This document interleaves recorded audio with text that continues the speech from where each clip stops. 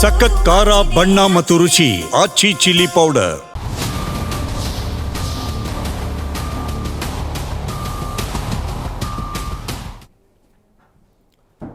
ನಮಸ್ಕಾರ. ಮೆಗಾ ಸುದ್ದಿ ವಿಶೇಷ ಕಾರ್ಯಕ್ರಮಕ್ಕೆ ಸ್ವಾಗತ. ನಾನು ಹಿಮಕುಮಾರ್. ರಾಜ್ಯದಲ್ಲಿ ಇತ್ತೀಚಿನ ದಿನಗಳಲ್ಲಿ ಕ್ರೈಮ್ಗಳ ಸಂಖ್ಯೆ ಜಾಸ್ತಿ ಆಗ್ತಾ ಇದೆ. ಜನ ಭಯದಿಂದಲೇ ಬದುಕುವಂಥ ಪರಿಸ್ಥಿತಿ ನಿರ್ಮಾಣ ಆಗ್ತಾ ಇದೆ, ಭಯದಿಂದಲೇ ಓಡಾಡುವಂಥ ಪರಿಸ್ಥಿತಿ ಇದೆ. ಯಾಕೆ ಹಿಂಗಾಗ್ತಾ ಇದೆ? ಇತ್ತೀಚಿನ ದಿನಮಾನಗಳಲ್ಲಿ ರಾಜಾರೋಷವಾಗಿ ನೋಡಿ, ಬೆಂಗಳೂರಿನಲ್ಲಿ ಆಗಿರುವಂತಹ ದರೋಡೆ ಅದು ಹಾಡಹಗಲೇ ಈ ರೀತಿಯಾಗಿ ಕೇವಲ 7 ನಿಮಿಷದಲ್ಲಿ 7,11,00,000 ರೂಪಾಯಿ ದರೋಡೆ ಆಗತ್ತೆ ಅಂತ ಹೇಳಿದ್ರೆ ನಮ್ಮ ವ್ಯವಸ್ಥೆ ಯಾವ ರೀತಿ ಆಗಿದೆ, ಯಾವ ಧೈರ್ಯದ ಮೇಲೆ ಹಿಂಗಾಗತ್ತೆ, ಯಾಕೆ ಇಂಥ ಪ್ರಕರಣದಲ್ಲಿ ಇವರಿಗೆ ಶಿಕ್ಷೆ ಆಗೋದಿಲ್ವಾ, ಇವರ ಪ್ಲಾನಿಂಗ್ ಯಾವ ರೀತಿ ಆಗಿರುತ್ತೆ, ಎಲ್ಲದರ ಬಗ್ಗೆ ಚರ್ಚೆ ಮಾಡಬೇಕಾಗತ್ತೆ. ಇತ್ತೀಚಿನ ದಿನಮಾನಗಳಲ್ಲಿ ಕ್ರೈಮ್ಗಳ ಸಂಖ್ಯೆ ಜಾಸ್ತಿ ಆಗೋದಕ್ಕೆ ಕಾರಣ ಏನು? ಈಗ ಸದ್ಯಕ್ಕೆ ಇಬ್ಬರು ಲಾಕ್ ಆಗಿದ್ದಾರೆ. ಅಂದರೆ 24 ಗಂಟೆಯಲ್ಲೇ ಇಬ್ಬರು ದರೋಡೆಕೋರರನ್ನ ಹಾಕಿ ಬಂಧಿಸಿರುವಂಥದ್ದು, ಅವ್ರನ್ನ ಲಾಕ್ ಮಾಡಿರುವಂಥದ್ದು. ಸೊ ಹಂಗಾಗಿ ಇನ್ನು ಮೇಲೆ ಯಾವ ರೀತಿಯಾಗಿ ಇನ್ವೆಸ್ಟಿಗೇಷನ್ ಆಗುತ್ತೆ, ರಿಕವರಿ ಹಣ ಎಲ್ಲವೂ ಕೂಡ ಆಗತ್ತಾ ಇಲ್ಲ ಅನ್ನುವಂಥ ಚರ್ಚೆ. ಅದರ ಜೊತೆಗೆ ಜನಸಾಮಾನ್ಯರು ಹೇಗಿರಬೇಕು, ಆಮೇಲೆ ಇಂಥ ದುಷ್ಕರ್ಮಿಗಳಿಗೆ ಅಥವಾ ಈ ದರೋಡೆಕೋರರಿಗೆ ಬ್ಯಾಂಕುಗಳು ಯಾಕೆ ಟಾರ್ಗೆಟ್ ಆಗ್ತಾ ಇದೆ, ಎಲ್ಲದರ ಬಗ್ಗೆ ಚರ್ಚೆ ಮಾಡ್ತಿದೆ ಇವತ್ತಿನ ವಿಶೇಷ. Bengaluru shock, robbers lock.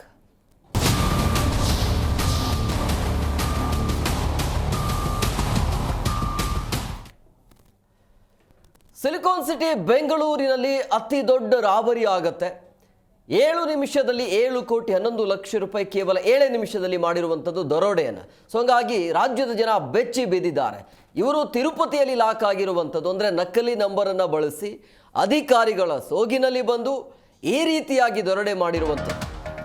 Bengaluru robbery ಇದೆಯಲ್ಲ, ಭರ್ಜರಿ ಕಾರ್ಯಾಚರಣೆ ಆಗಿದೆ. ದರೋಡೆ ನಡೆದು 24 ಗಂಟೆಯಲ್ಲೇ ಇಬ್ಬರನ್ನು ವಶಕ್ಕೆ ಪಡೆಯಲಾಗಿದೆ. ತಿರುಪತಿಯಲ್ಲಿ ಇಬ್ಬರು ಆರೋಪಿಗಳು ಈಗ ಖಾಕಿ ವಶದಲ್ಲಿದ್ದಾರೆ. ದರೋಡೆಗೆ ಬಳಸಿರುವಂತಹ ಕಾರು ತಿರುಪತಿಯಲ್ಲಿ ಪತ್ತೆಯಾಗಿದೆ. ತಿರುಪತಿಯಲ್ಲಿ ಕಾರು ಪತ್ತೆನ ಮಾಡಿರುವಂಥದ್ದು ಸಿಸಿಬಿ ತಂಡ. ತಿರುಪತಿ ಬಳಿ ಕಾರನ್ನು ಬಿಟ್ಟು ಆರೋಪಿಗಳು ಅಲ್ಲಿಂದ ಪರಾರಿಯಾಗೋದಕ್ಕೆ ಪ್ರಯತ್ನವನ್ನ ಮಾಡ್ತಾ ಇದ್ರು. ಸೊ ಈಗ ಇಬ್ಬರು ಲಾಕ್ ಆಗಿದ್ದಾರೆ. ಸೊ ಉಳಿದವರು ಎಲ್ಲಿ ಅನ್ನುವಂಥ ಪ್ರಶ್ನೆ ಈಗ. ಅದರ ಜೊತೆಗೆ CMS ಸಂಸ್ಥೆಯ ಸಿಬ್ಬಂದಿಯ ಮೇಲೆ ಕೂಡ ಈಗ ಅನುಮಾನ ವ್ಯಕ್ತವಾಗ್ತಾ ಇದೆ. ಅಂದರೆ ಆ ಸಿಬ್ಬಂದಿ ಈ ರೀತಿ ದರೋಡೆ ಆದ ನಂತರ ಅರ್ಧ ಗಂಟೆ ಆದ ನಂತರ ಮಾಹಿತಿ ಕೊಡ್ತಾನಂತೆ ಇವರು.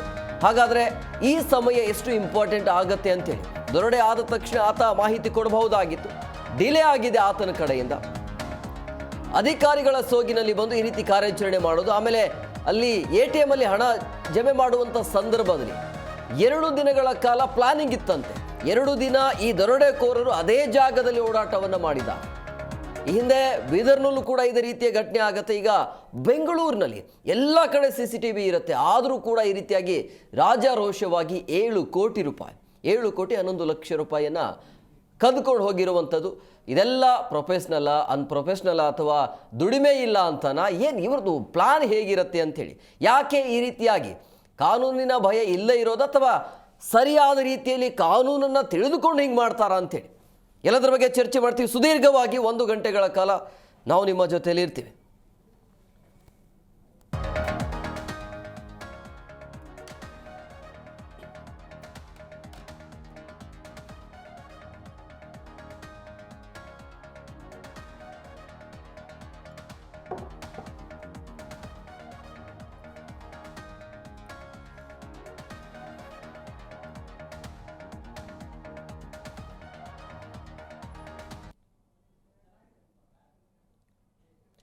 ಈ ಬಗ್ಗೆ ಮಾತನಾಡೋದಕ್ಕೆ ಅತಿಥಿ ಅವರು ಜಾಯ್ನ್ ಆಗಿದ್ದಾರೆ. ನಾನು ಅವ್ರನ್ನ ಕಾರ್ಯಕ್ರಮಕ್ಕೆ ವೆಲ್ಕಮ್ ಮಾಡ್ತೀನಿ. ಮೊದಲನೇದಾಗಿ ನಿವೃತ್ತ IPS ಅಧಿಕಾರಿ ಆಗಿರುವಂಥ ಬಸವರಾಜ್ ಮಾಲ್ಗತ್ತಿ ಅವರು. ಸರ್, ಕಾರ್ಯಕ್ರಮಕ್ಕೆ ಆತ್ಮೀಯವಾದಂಥ ಸ್ವಾಗತ. ಹಾಗೆಯೇ ಟೆಕ್ನಾಲಜಿ ಎಕ್ಸ್ಪರ್ಟ್ ಆಗಿರುವಂಥ ಹರೀಶ್ ಬಾಲ್ ಅವರು. ಸರ್, ಕಾರ್ಯಕ್ರಮಕ್ಕೆ ಆತ್ಮೀಯವಾದಂಥ ಸ್ವಾಗತ. ಎಸ್ ಬಸವರಾಜ್ ಸರ್, ನೀವು ನೋಡ್ತಾ ಇದ್ರಿ ಇತ್ತೀಚಿನ ದಿನಮಾನಗಳಲ್ಲಿ ಬೆಂಗಳೂರು ಹೊರತುಪಡಿಸಿ ಬಹುತೇಕ ಎಲ್ಲ ಕಡೆಗಳಲ್ಲೂ ಕೂಡ ಈ ದರೋಡೆ, ಸುಲಿಗೆ, ಪುಡಿ ರೌಡಿಗಳ ಅಟ್ಟಹಾಸ ಏನು ನಡೀತಾ ಇದೆ ರಾಜ್ಯದಲ್ಲಿ ಅಂತ? ಇಲ್ಲ, ಎಲ್ಲೋ ಈ ಬೀದರ್ದಲ್ಲಿ ಮೊನ್ನೆ ಘಟನೆ ಆಗಿದೆ, ಲಾಸ್ಟ್ ಒಂದು 15 ಡೇಸ್ ಹಿಂದೆ. ರಾಜ್ಯದ ಯಾವುದೋ ಮೂಲೆಯಲ್ಲಿ ಆದರೆ ಅದು ನಾವು ಓಕೆ, ಅಲ್ಲಿ ಸ್ಟಾಪ್ ಕಡಿಮೆ ಇರ್ತದೆ, ಅಷ್ಟೊಂದು ಅಲರ್ಟ್ ಆಗಲಿಕ್ಕಾಗಲ್ಲ ಅನ್ಬೋದು. ಬಟ್ ಬೆಂಗಳೂರು ಸಿಟಿಯಲ್ಲಿ ಹಾಡು ಹಗಲನೇ ಮಠ ಮಧ್ಯಾಹ್ನದಲ್ಲಿ ಅವರು ನೋಡಿ ಅವೆಲ್ಲ ಟೈಮಿಂಗು ಭಾಳ ಪರ್ಫೆಕ್ಟಾಗಿ ಆಯ್ಕೆ ಮಾಡಿರ್ತಾರೆ. ಮಧ್ಯಾಹ್ನ ಶಿಫ್ಟ್ ಇರ್ತದೆ, ಅವಾಗ ಊಟಕ್ಕೆ ಹೋಗ್ತಾರೆ, ಆಫೀಸರ್ಸು ಇರೋದಿಲ್ಲ.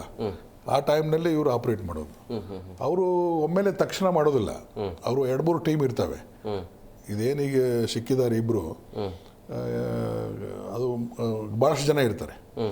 ಅವರು 3-4 ಗಾಡಿಗಳನ್ನು ಬದಲಾವಣೆ ಮಾಡಿರ್ತಾರೆ. ಇದು ನೋಡಿ ಫೇಕ್ ನಂಬರ್ ಹಾಕೊಂಡು ಮಾಡಿದ್ದಾರೆ. ಮತ್ತು ಇದು ಇನ್ಸಿಡೆಂಟ್ ಆಗಿ 1 ಗಂಟೆ ಮೇಲೆ ಅವ್ರು ಮಾಹಿತಿ ಕೊಡ್ತಾರೆ. ಅಲ್ಲಿರುವಂಥ 2 ಗನ್ಮೆನ್ ಇರ್ತಾರೆ ಒಳಗಡೆ, ಒಬ್ಬ ಆಫೀಸರ್ ಇರ್ತಾನೆ, ಒಬ್ಬ ಡ್ರೈವರ್, 4 ಜನ ಇರ್ತಾರೆ ಒಳಗಡೆ.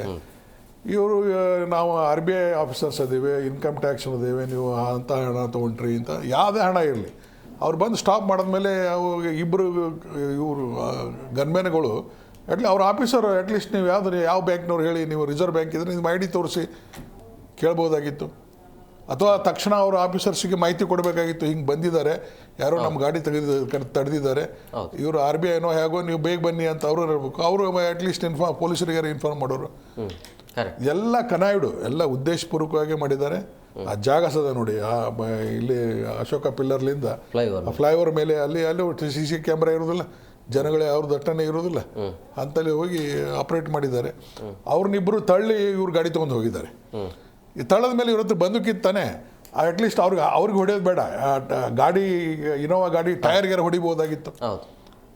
ಟೈರ್ ಬಸ್ಟ್ ಮಾಡಿದರೆ ಮುಂದೆ ಗಾಡಿನೇ ಹೋಗಿರಲಿಲ್ಲ. ಸೊ ಎಲ್ಲ ಎವ್ರಿಬಡಿ ಈಸ್ ಕನಾಯ್ಡು. ಒಟ್ಟು ಇದರಲ್ಲಿ ಎಲ್ಲ ಉದ್ದೇಶಪೂರ್ವಕವಾಗಿ ಆಗಿದ್ದು. ಪೊಲೀಸರ ಕೆಲಸ ಏನು ಪತ್ತೆ ಮಾಡಿದ್ದಾರೆ. ನಾನು ಪೊಲೀಸರಿಗೆ ಅಭಿನಂದನೆಗಳನ್ನು ಸಲ್ಲಿಸ್ತೇನೆ. ಬೇಗ 24 ಗಂಟೆಯಲ್ಲೇ ಅವ್ರನ್ನ ರೌಂಡ್ ಅಪ್ ಮಾಡಿದ್ದಾರೆ. ಮತ್ತು ಈಗ ಏನಿದೆ ಸಿಟಿಯಲ್ಲಿ, ನಾವು ಭಾಳ ಟೆಕ್ನಾಲಜಿ ಭಯಂಕರ ಫಾಸ್ಟ್ ಇದೆ. ನಾವು ಟೆಕ್ನಾಲಜಿ ಬಳಸ್ಕೊಂಡೇ ತನಿಖೆ ಮಾಡ್ತೇವೆ. ಸುಮಾರು ಒಂದು 7,000 ಕ್ಯಾಮ್ರಾ ಹಾಕಿದ್ದಾರೆ, ಒಳ್ಳೆ ಎಫೆಕ್ಟಿವ್ ಕ್ಯಾಮ್ರಾ. ಮುಂಚೆ ಕ್ಯಾಮ್ರಾಗಳು ನಾವು DCP ಇದ್ದಾಗೆಲ್ಲ ಕೆಲಸಕ್ಕೆ ಬರಲಾದ ಕ್ಯಾಮ್ರಾಗಳು ಹಾಕ್ತಿದ್ವಿ ನಾವು.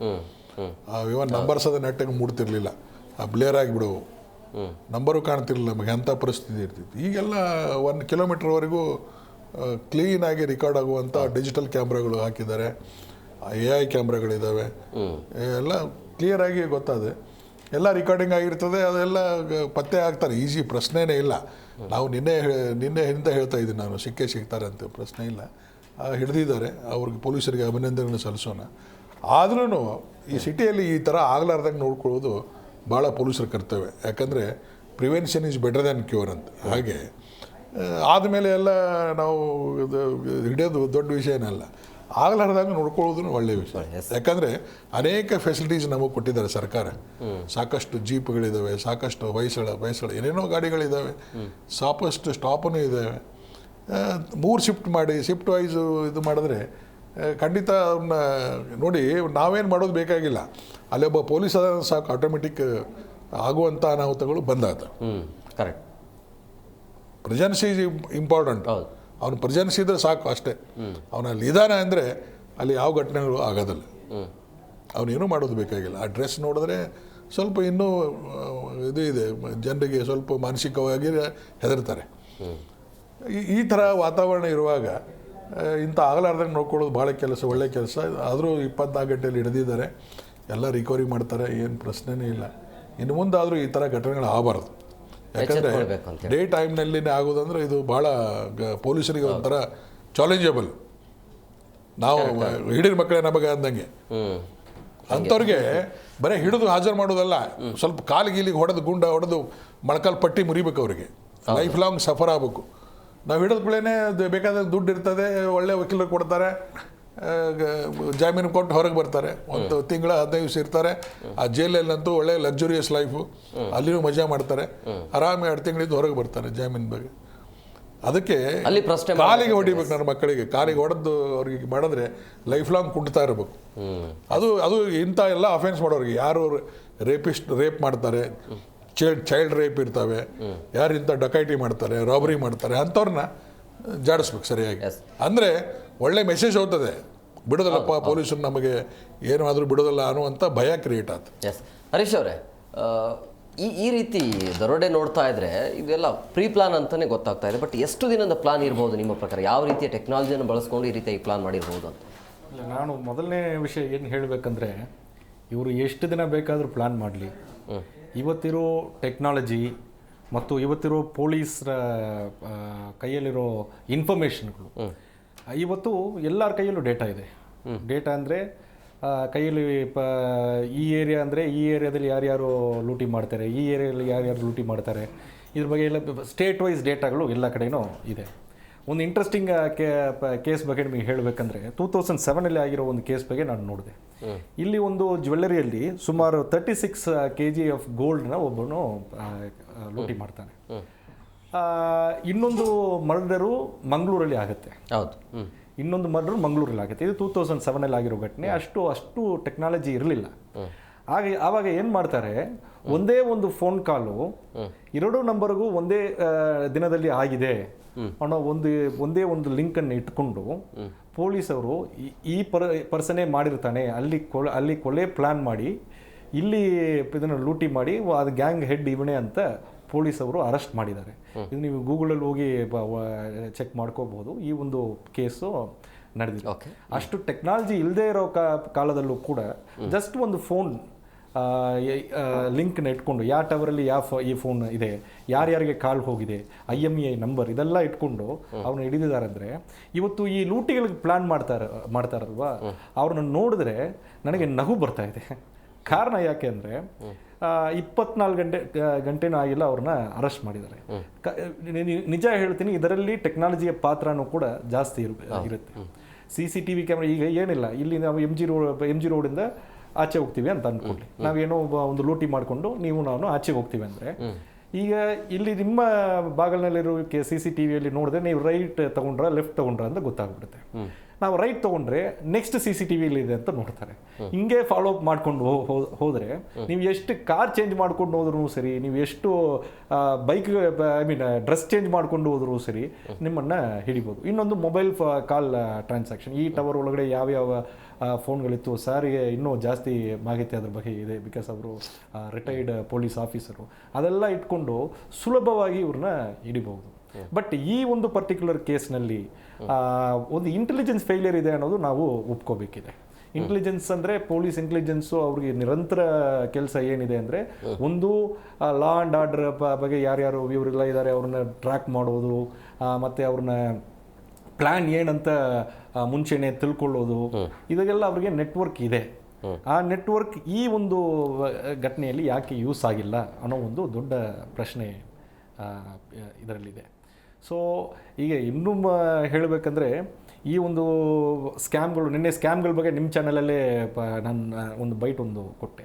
ಈ ಆನ್ಲೈನ್ ಸ್ಕ್ಯಾಮ್ಗಳು, ಈ ಲೂಟಿಗೊರ್ರಾಗೋದು, ಇದಕ್ಕೆಲ್ಲ ಏನು ಕಾರಣ ಇರಬಹುದು ಅಂತ ಕೇಳಿದೆ. ಇಟ್ ಈಸ್ ಎ ಇಂಟರ್ನ್ಯಾಷನಲ್ ಒಂದು ಸೈಕಾಸಿಸ್ ಆಗಿಬಿಟ್ಟಿದೆ. ನೀವು ನೋಡ್ರಿ, ಎಲ್ಲ ಕಡೆಯೂ ಈಗ ಇನ್ಕ್ಲೂಡಿಂಗ್ ಅಮೇರಿಕಾ, ಇವತ್ತು ನೀವು ಅಮೇರಿಕಾದ ನ್ಯೂಸ್ ತಗೊಂಡು ಓದಿದ್ರೆ ಇನ್ಫ್ಲೇಷನ್ ಭಾರಿ ಜಾಸ್ತಿ ಆಗಿಬಿಟ್ಟಿದೆ. 15,000 ರೂಪಾಯಿ ಗೌರ್ಮೆಂಟು ಯಾರ್ಯಾರಿಗೆ ಬಿಲೋ ಪಾವರ್ಟಿ ಲೈನ್ ಅಂತೀವಿಲ್ಲ ನಾವು, ಅದೇ ರೀತಿ ಅವರು ಕ್ಯಾಟಗರೈಸ್ ಮಾಡಿದ್ದಾರೆ. ಅವರಿಗೆ ಕಾರ್ಡ್ ಕೊಡ್ತಾ ಇದ್ದಾರೆ, ನೀವು ಸೂಪರ್ ಮಾರ್ಕೆಟ್ಗಳಿಗೆ ಹೋಗಿ ನಿಮ್ಗೆ ಬೇಕಾಗಿರೋದನ್ನ ತಗೊಳ್ಳಿ ಅಂತ. ಒಂದು ತಿಂಗಳಿಗೆ ಬರೀ ಬ್ರೆಡ್ ಮಾತ್ರ ತಿಂದು ಬದುಕೋರು ಸಂಖ್ಯೆ ಇವತ್ತು ಅಮೆರಿಕಾದಲ್ಲಿ ಜಾಸ್ತಿ ಆಗಿದೆ ಅಂತ. ನಿಮಗೆ ಗೊತ್ತಿದೆ, ಶ್ರೀಲಂಕಾದಲ್ಲಿ ಜೆನ್ಸಿ ಹೋರಾಟ, ಬಾಂಗ್ಲಾದೇಶ್ನಲ್ಲಿ ಜೆನ್ಸಿ ಹೋರಾಟ, ನೇಪಾಳದಲ್ಲಿ ಜೆನ್ಸಿ ಹೋರಾಟ, ಇದೆಲ್ಲ ಯಾಕೆ ಆಗ್ತಿದೆ ಅಂದರೆ, ಎಂಪ್ಲಾಯ್ಮೆಂಟ್ ಅನ್ನೋದು ಎಲ್ಲರಿಗೂ ಕೊಡಲಿಕ್ಕೆ ಇವತ್ತು ಆಗ್ತಾ ಇಲ್ಲ.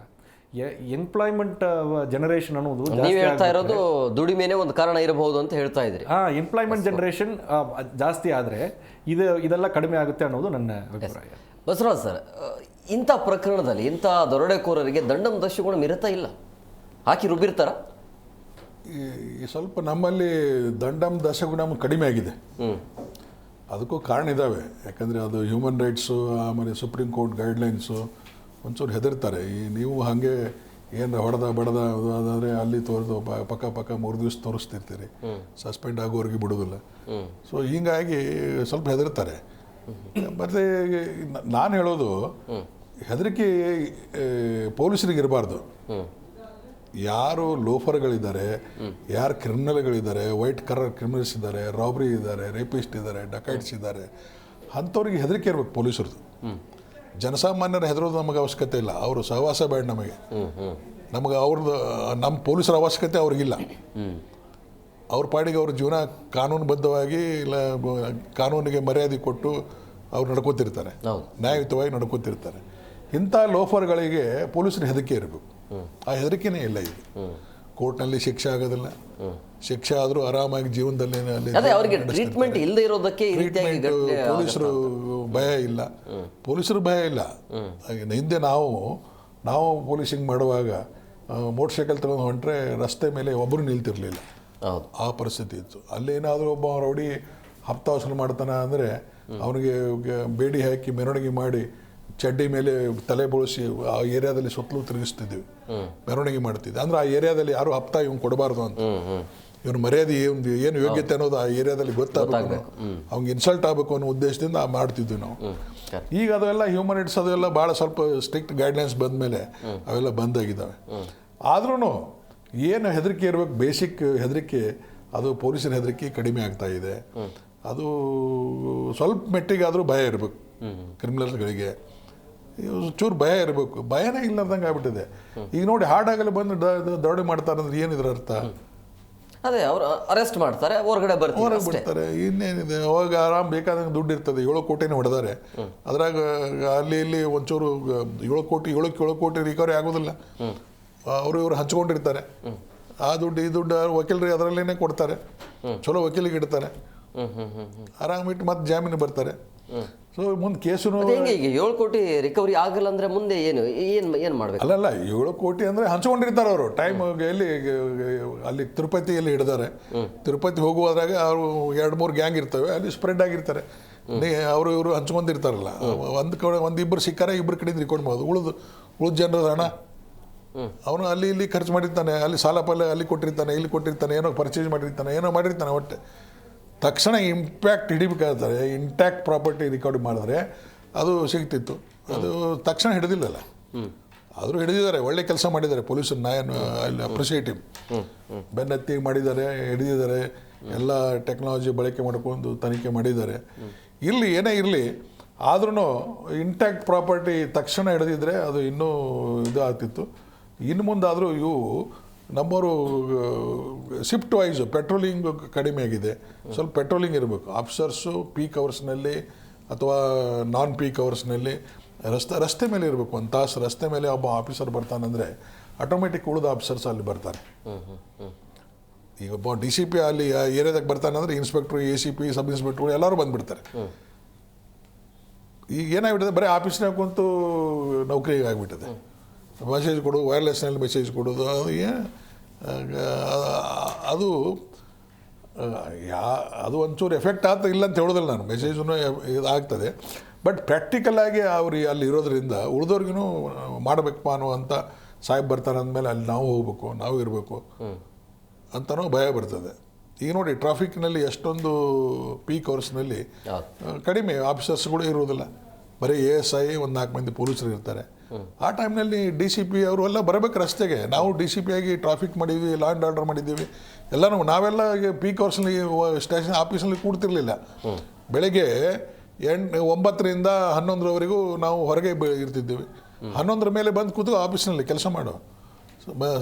ಸಾಯಂಕಾಲ 5ರಿಂದ 8ರವರೆಗೂ ನಾವು ರಸ್ತೆ ಮೇಲೆ ಇರಬೇಕು. ಅಂದರೆ ಆಗುವಂಥ ಏನು ಆ ಟೈಮ್ನಲ್ಲಿ ಏನಿದ್ದಾವೆ ಇವು, ನೀವು ಯಾಕೆ ಇವೆಲ್ಲ ಆಗ್ತಾವಂದರೆ, ಇವು ಮೊದಲನೇದು ನಿರುದ್ಯೋಗ ಸಮಸ್ಯೆ, ಆಮೇಲೆ ಈ drug addict, under the influence of alcohol, ಇವೆಲ್ಲ 108 ಚಟಗಳು ಕಲ್ತಿರ್ತಾರೆ. ಆ ಚಟ ಮಾಡೋಕ್ಕೆ ದುಡ್ಡು ಬೇಕಲ್ಲ, ಮೈ ಬಗ್ಸಿ ಅಂತೂ ಕೆಲಸ ಮಾಡೋದಿಲ್ಲ. ಸೊ ದಿಢೀರ್ ಶ್ರೀಮಂತ ಆಗ್ಬೇಕನ್ನುವಂಥ ದುರಾಸೆ ಯುವಕರಲ್ಲಿ ಈಗ ಹೆಚ್ಚಾಗ್ತಾ ಇದೆ. ಎಲ್ಲ ಕುಂತಲಿನೇ ಇಲ್ಲೇ ಬರಬೇಕು, ನನಗೆಲ್ಲ ಲಾವಿಶ್ ಲೈಫ್ ಲೀಡ್ ಮಾಡಬೇಕು ಅನ್ನುವಂಥ ಮನೋಭಾವನೆ ಈಗಿನ ಯುವಕರಲ್ಲಿ. ಎಲ್ಲ ಯುವಕರು ಅಂತ ಹೇಳಿದ್ರೆ ಒಳ್ಳೆ ಯುವಕರು ಇದ್ದಾರೆ, ಬಟ್ ಮೆಜಾರಿಟಿ ಯುವಕರು ಇದಕ್ಕೆ ಹಾಳಾಗ್ತಾ ಇದ್ದಾರೆ. ಪಬ್ಬಿಗೆ ಹೋಗೋದು, ಅಲ್ಲಿ ಹೋಗೋದು, ಇಲ್ಲಿ ಹೋಗೋದು. ಅದು ದುಡ್ಡು ಬೇಕಲ್ಲ, ಮತ್ತೆ ಎಲ್ಲಿ ಇದು ಖರ್ಚು ಮಾಡ್ತಾರೆ, ಮನೆಯಲ್ಲಿ ಎಷ್ಟಂತ ಕೊಡ್ತಾರೆ. ಈ ಥರ ಲ್ಯಾವಿಶ್ ಜೀವನ ನಡೆಸೋದ್ರಿಂದ ಇಂಥ ಅನಾಹುತಗಳಾಗ್ತವೆ. ಮತ್ತು ಇದು under the influence of drugs and alcohol, ಇವು ಕಂಪಲ್ಸರಿ ಮಾಡ್ತಾರೆ ಅವರು. ಅದು ಮಾಡಿನೇ ಮಾಡೋದು. ಇವೆಲ್ಲ ರೇಪ್ ಮಾಡೋದಾಗಲಿ, ಮರ್ಡರ್ ಮಾಡೋದಾಗಲಿ, ಡಕಾಯಿಟಿ ಮಾಡೋದಾಗಲಿ, ನಾವು ಸಾಕಷ್ಟು ಅಫೆನ್ಸ್ಗಳನ್ನು ನೋಡಿದ್ದೇವೆ.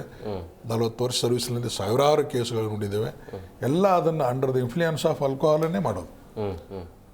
ಆದರೂ ನಮ್ಮ ಸರ್ಕಾರ ಅದನ್ನು ಲ್ಯಾವಿಶ್ ಆಗಿ ಅವರು ಮಾರಿಸ್ತಾರೆ, ಎಲ್ಲರಿಗೂ ಹೊಡೆದು ತಿಂತಾರೆ, ಆಲ್ಕೋಹಾಲಿಂದ ಬ್ಯಾಗ್ ಬೋರ್ಡ್ ಕೊಟ್ಟು ಹಾಕಿರ್ತಾರೆ, ಬರ್ಬೇಕಂತೇಳಿ ಟಾರ್ಗೆಟ್ ಬೇರೆ ಕೊಡೋದು. ಬೇರೆ ಬೋರ್ಡ್ ಹಾಕಿರ್ತಾರೆ, ಕುಡಿತೇವೆ ಏನೋ ಜೀವನ ಹಾಳು, ಏನೋ ಸುಳ್ಳು ಬೋರ್ಡ್ ಹಾಕಿರ್ತಾರೆ, ಮತ್ತು ಅದಕ್ಕೊಂದು ಗಾಂಧಿ ಫೋಟೋ ಹಾಕಿರ್ತಾರೆ. ಏನು ಓಕೆ ಸರ್, ವಿಪರ್ಯಾಸ. ಎಸ್ ಹರೀಶ್ ಅವರೇ, ಇವರು ಬ್ಯಾಂಕ್ಗಳನ್ನು ಟಾರ್ಗೆಟ್ ಮಾಡಿದಾರಲ್ಲ, ಬ್ಯಾಂಕುಗಳೇ ಯಾಕೆ ಟಾರ್ಗೆಟು, ಮತ್ತು ರೂಲ್ಸ್ ಏನು ಹೇಳುತ್ತೆ ಬ್ಯಾಂಕುಗಳಲ್ಲಿ ಹಣ ಹಾಕುವಂಥ ಸಂದರ್ಭದಲ್ಲಿ ಯಾರೆಲ್ಲ ಜೊತೆಲಿ ಇರ್ತಾರೆ, RBI ನಿಯಮ ಏನು?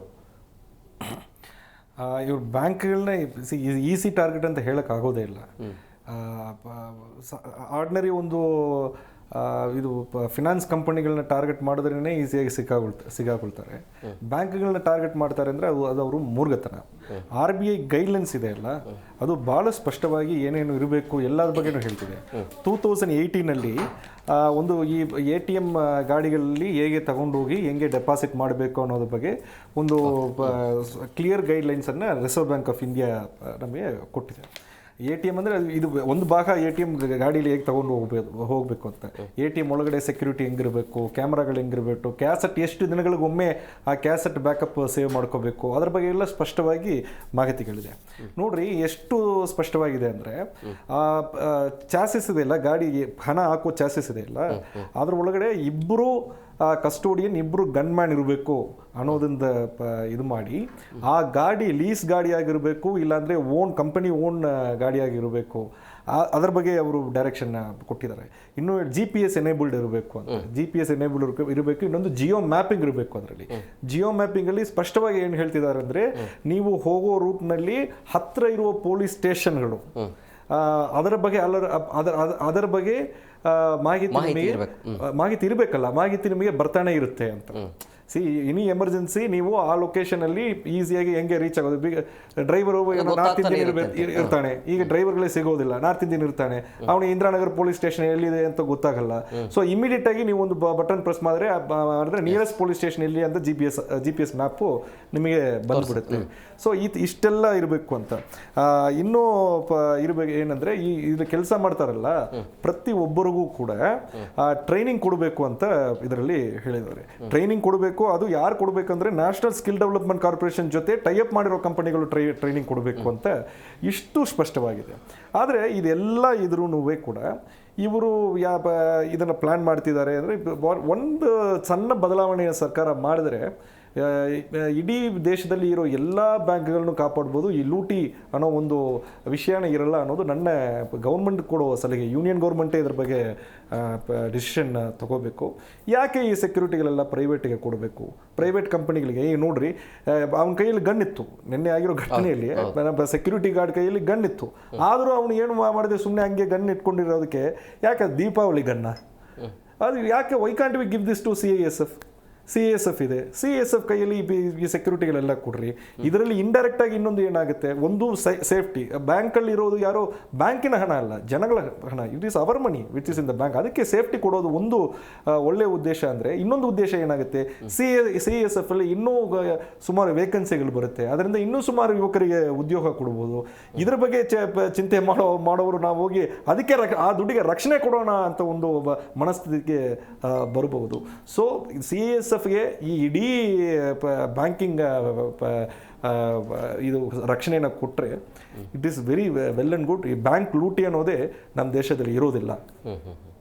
ಅದು ಗೌರ್ಮೆಂಟ್ ಇಮಿಡಿಯೇಟ್ ಅದರ ಬಗ್ಗೆ ಗಮನ ಕೊಡಬೇಕು. ಬಸವರಾಜ್ ಸರ್, ಈಗ ನಿಮ್ಮ ಅಂದರೆ ನೀವು ಇರುವಂಥ ಸಂದರ್ಭದಲ್ಲಿ, ನಿಮ್ಮ ಅಧಿಕಾರದ ಅವಧಿಯಲ್ಲಿ ನೀವು ಹೆದರ್ತಿರ್ಲಿಲ್ಲ, ಯಾರು ತಪ್ಪು ಮಾಡಿದ್ರೆ ಅಲ್ಲೇ ಬಾರಿಸಿ ಸರಿಯಾಗಿ ಏನು ಮಾಡಬೇಕು ಮಾಡ್ತಾ ಇದ್ರಿ. ಬಟ್ ಈಗ ಇತ್ತೀಚಿನ ದಿನಗಳಲ್ಲಿ ಪೊಲೀಸರು ಅಂತಂದರೆ ಭಯನೇ ಇಲ್ಲ ಈ ದರೋಡೆಕೋರರಿಗೆ, ಕಿಡಿಗೇಡಿಗಳಿಗೆ. ಅಂದರೆ ಎಲ್ಲೋ ಒಂದು ಕಡೆ ಯಾಕೆ ಇಂಥ ಕೆಟ್ಟ ಕೆಲಸ ಮಾಡಿದಾಗ ಅವ್ರ ಕಡೆ ಯಾಕೆ ಆ್ಯಕ್ಷನ್ ತಗೋದಿಲ್ಲ ಸ್ಪಾಟಲ್ಲಿ ಅಂತೇಳಿ? ಅಥವಾ ಪೊಲೀಸರ ಭಯ ಇರುತ್ತೆ ನಮ್ಮ ಮೇಲೇ ತಿರುಗಿ ಬೀಳ್ತಾರೆ ಈ ಕಾನೂನು ಅಂಥೇಳಿ? ಇದು ಪೊಲೀಸರಿಗೆ ಮೊದಲನೇದ್ದು ಫ್ರೀ ಹ್ಯಾಂಡ್ ಇರೋದಿಲ್ಲ, ಒಂದು ಒತ್ತಡದಲ್ಲಿ ಕೆಲಸ ಮಾಡ್ತಿರ್ತಾರೆ. ಈಗ ಆ ಏರಿಯಾದಲ್ಲಿ ಜನಪ್ರತಿನಿಧಿ ಇರ್ತಾರೆ, ಅವನು ಆ ಜನಪ್ರತಿನಿಧಿ ಆರಿಸಿ ಬರಲಿಕ್ಕೆ ಕೆಲವೊಂದು ಜನ ಅವನಿಗೆ ಹೆಲ್ಪ್ ಮಾಡಿರ್ತಾರೆ. ಚೋಟ ಪೋಟ ರೌಡಿಗಳು ಇರ್ತಾರೆ. ರೌಡಿ ಅಂದರೆ ಅವ್ರಿಗೆ ಜೆಂಟ್ಲ್ಮೆನ್ನು, ನಮ್ಮ ಪೊಲೀಸ್ ಲೆಕ್ಕದಲ್ಲಿ ಅವರು ಗುಂಡಾಗಳೇ ಅವರು. ಅವ್ರಿಗೆ ಹೆಲ್ಪ್ ತೊಗೊಂಡು ಅವರು ಎಲೆಕ್ಷನ್ ಮಾಡ್ತಾರೆ. ಮತ್ತು ಕೆಲವೊಬ್ಬರು ಅಧಿಕಾರಿಗಳು ಅಂಥವ್ರ ಥ್ರೂನ ಹೋಗಿ ಪೋಸ್ಟಿಂಗ್ ತೊಗೋತಾರೆ. ಯಾಕಂದ್ರೆ ಡೈರೆಕ್ಟ್ ಅಪ್ರೋಚ್ ಇರೋದಿಲ್ಲ MLAಗೆ ಅಥವಾ ಮಂತ್ರಿಗಾಗಲಿ ಡೈರೆಕ್ಟ್ ಅಪ್ರೋಚ್. ಇಂಥವ್ರನ್ನ ಯಾರು ಬಕೆಟ್ನವ್ಗೆ ಹಿಡ್ಕೊಂಡು ಹೋಗಿ ಅವನ ಥ್ರೂ ಪೋಸ್ಟಿಂಗ್ ತೊಗೋತಾರೆ. ಸೊ ಅವನು ಕೆಲವೊಂದು ಎಲ್ಲ ರಾಜಕಾರಣಿಗಳು ಕೆಟ್ಟವ್ರು ಅಂತ ನಾನು ಹೇಳೋದಲ್ಲ, ಭಾಳಷ್ಟು ಜನ ಒಳ್ಳೆಯವರು ಇದ್ದಾರೆ. ಆದರೆ ಕೆಲವೊಬ್ಬರು ಇದ್ದಾರೆ, ಏನು ರೀ ನಮ್ಮ ಪಾರ್ಟಿಯವನ್ನ ಸಿಕ್ಕರ ಅದೇನು ಸಿಕ್ಕರೆ ನೋಡಿ ಅವನಿಗೆ ಏನು ಕಾನೂನು ಪ್ರಕಾರ ಮಾಡ್ತೀರಾ ಮಾಡಿ ಕ್ರಮ ತಗೊಳ್ಳಿ, ಅವ್ನಿಗೆ ಹೊಡೆಯೋದು ಬಡಿಯೋದು ಮಾಡೋಕ್ಕೆ ಹೋಗಬೇಡಿ ಅಂತ ಹೇಳ್ತಾರೆ. ಹಂಗೆ ಹೇಳೋರು ಇದ್ದಾರೆ. ಈ ಥರ ಇರುವ ಒತ್ತಡದಲ್ಲಿ ಒಂಥರ ಕೆಲಸ ಮಾಡ್ತಾರೆ. ಆಮೇಲೆ ಹೆದರ್ತಾರೆ, ಎಲ್ಲೇ ಬಿಡಪ್ಪ ನಾಳೆ ಎಲ್ಲೇ ಅವ ಪ್ರೈವೇಟ್ ಕಂಪ್ಲೇಂಟ್ ಮಾಡ್ದ, NHRCಗದ ಈ ಥರ ಗೈಡ್ಲೈನ್ಸ್ ಇದ್ದಾವೆ, ಅಲ್ಲಿ ಸುಪ್ರೀಂ ಕೋರ್ಟ್ ಗೈಡ್ಲೈನ್ಸ್ ಇದ್ದಾವೆ, ಯಾಕೆ ನಮಗೆ ಮೈಮೆ ಬೇಕು ಅಂತ ಕೆಲವೊಬ್ಬರು ಅಧಿಕಾರಿಗಳೇ ಹೆದರ್ತಾರೆ.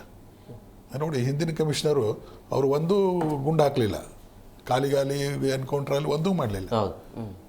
ಈಗಿನವರು ಅಟ್ಲೀಸ್ಟ್ ಮೊನ್ನೆ ಒಂದು 4 ಮಾಡಿದ್ದಾರೆ, ಖಾಲಿಗಾರ ಗುಂಡು ಹಾಕಿದ್ದಾರೆ. ಮತ್ತು ಈ ಸೀನಿಯರ್ ಆಫೀಸರ್ಸೇ ಈ ಥರ ಸೊಫಿಸ್ಟಿಕೇಟೆಡ್ ಆಗಿ ನಡ್ಕೊಂಡ್ರೆ ಜೆಂಟ್ಲ್ಮೆನ್ ಅಂದರೆ ಎಲ್ಲಿ ಇರಬೇಕದು, ಅಲ್ಲಿ ಅಬ್ರಾಡ್ದಲ್ಲಿ ಪರದೇಶದಲ್ಲಿ ಅವರಿಗೆ ಸಿವಿಕ್ ಸೆನ್ಸ್ ಇರ್ತದೆ, ಲಾ ಬಗ್ಗೆ ರೆಸ್ಪೆಕ್ಟ್ ಇರ್ತದೆ, ಅವರಿಗೆ ಅವರು ಕಾನೂನು ಬಗ್ಗೆ ಮಾಹಿತಿ ಇರ್ತದೆ, ಗೊತ್ತಿರ್ತದೆ, ಅಂಥವರು ಜೆಂಟ್ಲ್ಮೆನ್ ಟ್ರೀಟ್ ಮಾಡಲಿ. ಈ ನಮ್ಮಲ್ಲಿ ಕಾನೂನು ಅರಿವೇ ಇರೋದಿಲ್ಲ. ಕಾನೂನು ಅರಿವು ಇದ್ರೂ ಮಾಡ್ತಾರೆ. ಈಗ ಮರ್ಡರ್ ಮಾಡಿದ್ರೆ, ಡಕಾಯಿಟಿ ವಿತ್ ಮರ್ಡರ್ ಮಾಡಿದ್ರೆ ಅವಂಗೆ ಡೆತ್ ಸೆಂಟೆನ್ಸ್ ಅಂತಿದೆ, 10 ವರ್ಷ ಜೈಲಿನಲ್ಲಿ ಲೈಫ್ ಇಂಪ್ರೂವ್ಮೆಂಟ್ ಅಂತಿದೆ. ಯಾರಾದರೂ ಬಿಟ್ಟಾರ ಮಾಡೋದು? ಎಲ್ಲ ಹಂಗೆ ನಡೆದಿದೆ. ಅದಕ್ಕೆ ಭಯ ಅನ್ನೋದಿಲ್ಲ. ಆ ಭಯದ ವಾತಾವರಣ ಒಂಚೂರಾದರೂ ಇರಬೇಕು. ಮೂರು ವಿಂಗ್ನಲ್ಲಿ, ಒಂದು ಕೋರ್ಟು, ಒಂದು ಕಾನೂನು, ಪೊಲೀಸು, ಮೂರಲ್ಲಿ ಒಬ್ಬರದಾದರೂ ಭಯ ಬೇಕಲ್ಲ. ಹೌದು, ಮೂರರದ್ದು ಭಯನೇ ಇಲ್ಲ. ಸೊ ಹೀಗಾಗಿ ಲ್ಯಾವಿಶ್ ಆಗಿ ನಡೀತಾ ಇದೆ. ಅದು ಕಾರಣಗಳು ಹೇಳಿದ್ರೆ ಎಲ್ಲ ಹಣ ರಿಕವರಿ ಆಗೋದು ಭಾಳ ಕಷ್ಟ ಅಂತ ಹೇಳಿ. ಬಟ್ ಈಗ ಅವರು ಡೆಪಾಸಿಟ್ ಮಾಡುವಂಥ ಸಂದರ್ಭದಲ್ಲಿ ಎಲ್ಲ ಸೀರಿಯಲ್ ಇರುತ್ತಲ್ಲ, ನೋಟನ್ನು. ಅದು ಫಾರಿನ್ದಲ್ಲಿ ಏನಿದೆ, ಫಾರಿನ್ದಲ್ಲಿ ಪ್ರತಿಯೊಂದು ನೋಟನ್ನು ಅಕೌಂಟಬಿಲಿಟಿ ಇರ್ತದೆ, ನಂಬರ್ ಎಲ್ಲ ಪ್ರತಿಯೊಂದು ಟೆಕ್ನಾಲಜಿಯಲ್ಲಿ ಫೀಡ್ ಆಗಿರ್ತದೆ. ನಮ್ಮ ದುರ್ದೈವ, ನಮ್ಮ ದೇಶದಲ್ಲಿ ಸಿಕ್ಕಾಪಟ್ಟೆ ಟೆಕ್ನಾಲಜಿ ಇದೆ, ಅದನ್ನ ಬಳಸ್ಕೊಂಡು ಇವ್ರ್ಯಾಕೆ ನಂಬರ್ ಅದನ್ನ ರೆಕಾರ್ಡ್ ಮಾಡ್ಕೋಬಾರ್ದು? ಈಗ 7 ಕೋಟಿ ದುಡ್ಡು ಹೋಗಿದೆ, ಅಲ್ಲಿ ಹಳೆ ನೋಟನ್ನು ಇರೋದಿಲ್ಲ, ಎಲ್ಲ ಹೊಸ ನೋಟನ್ನೇ ಹಾಕ್ತಾರೆ ATMದಲ್ಲಿ.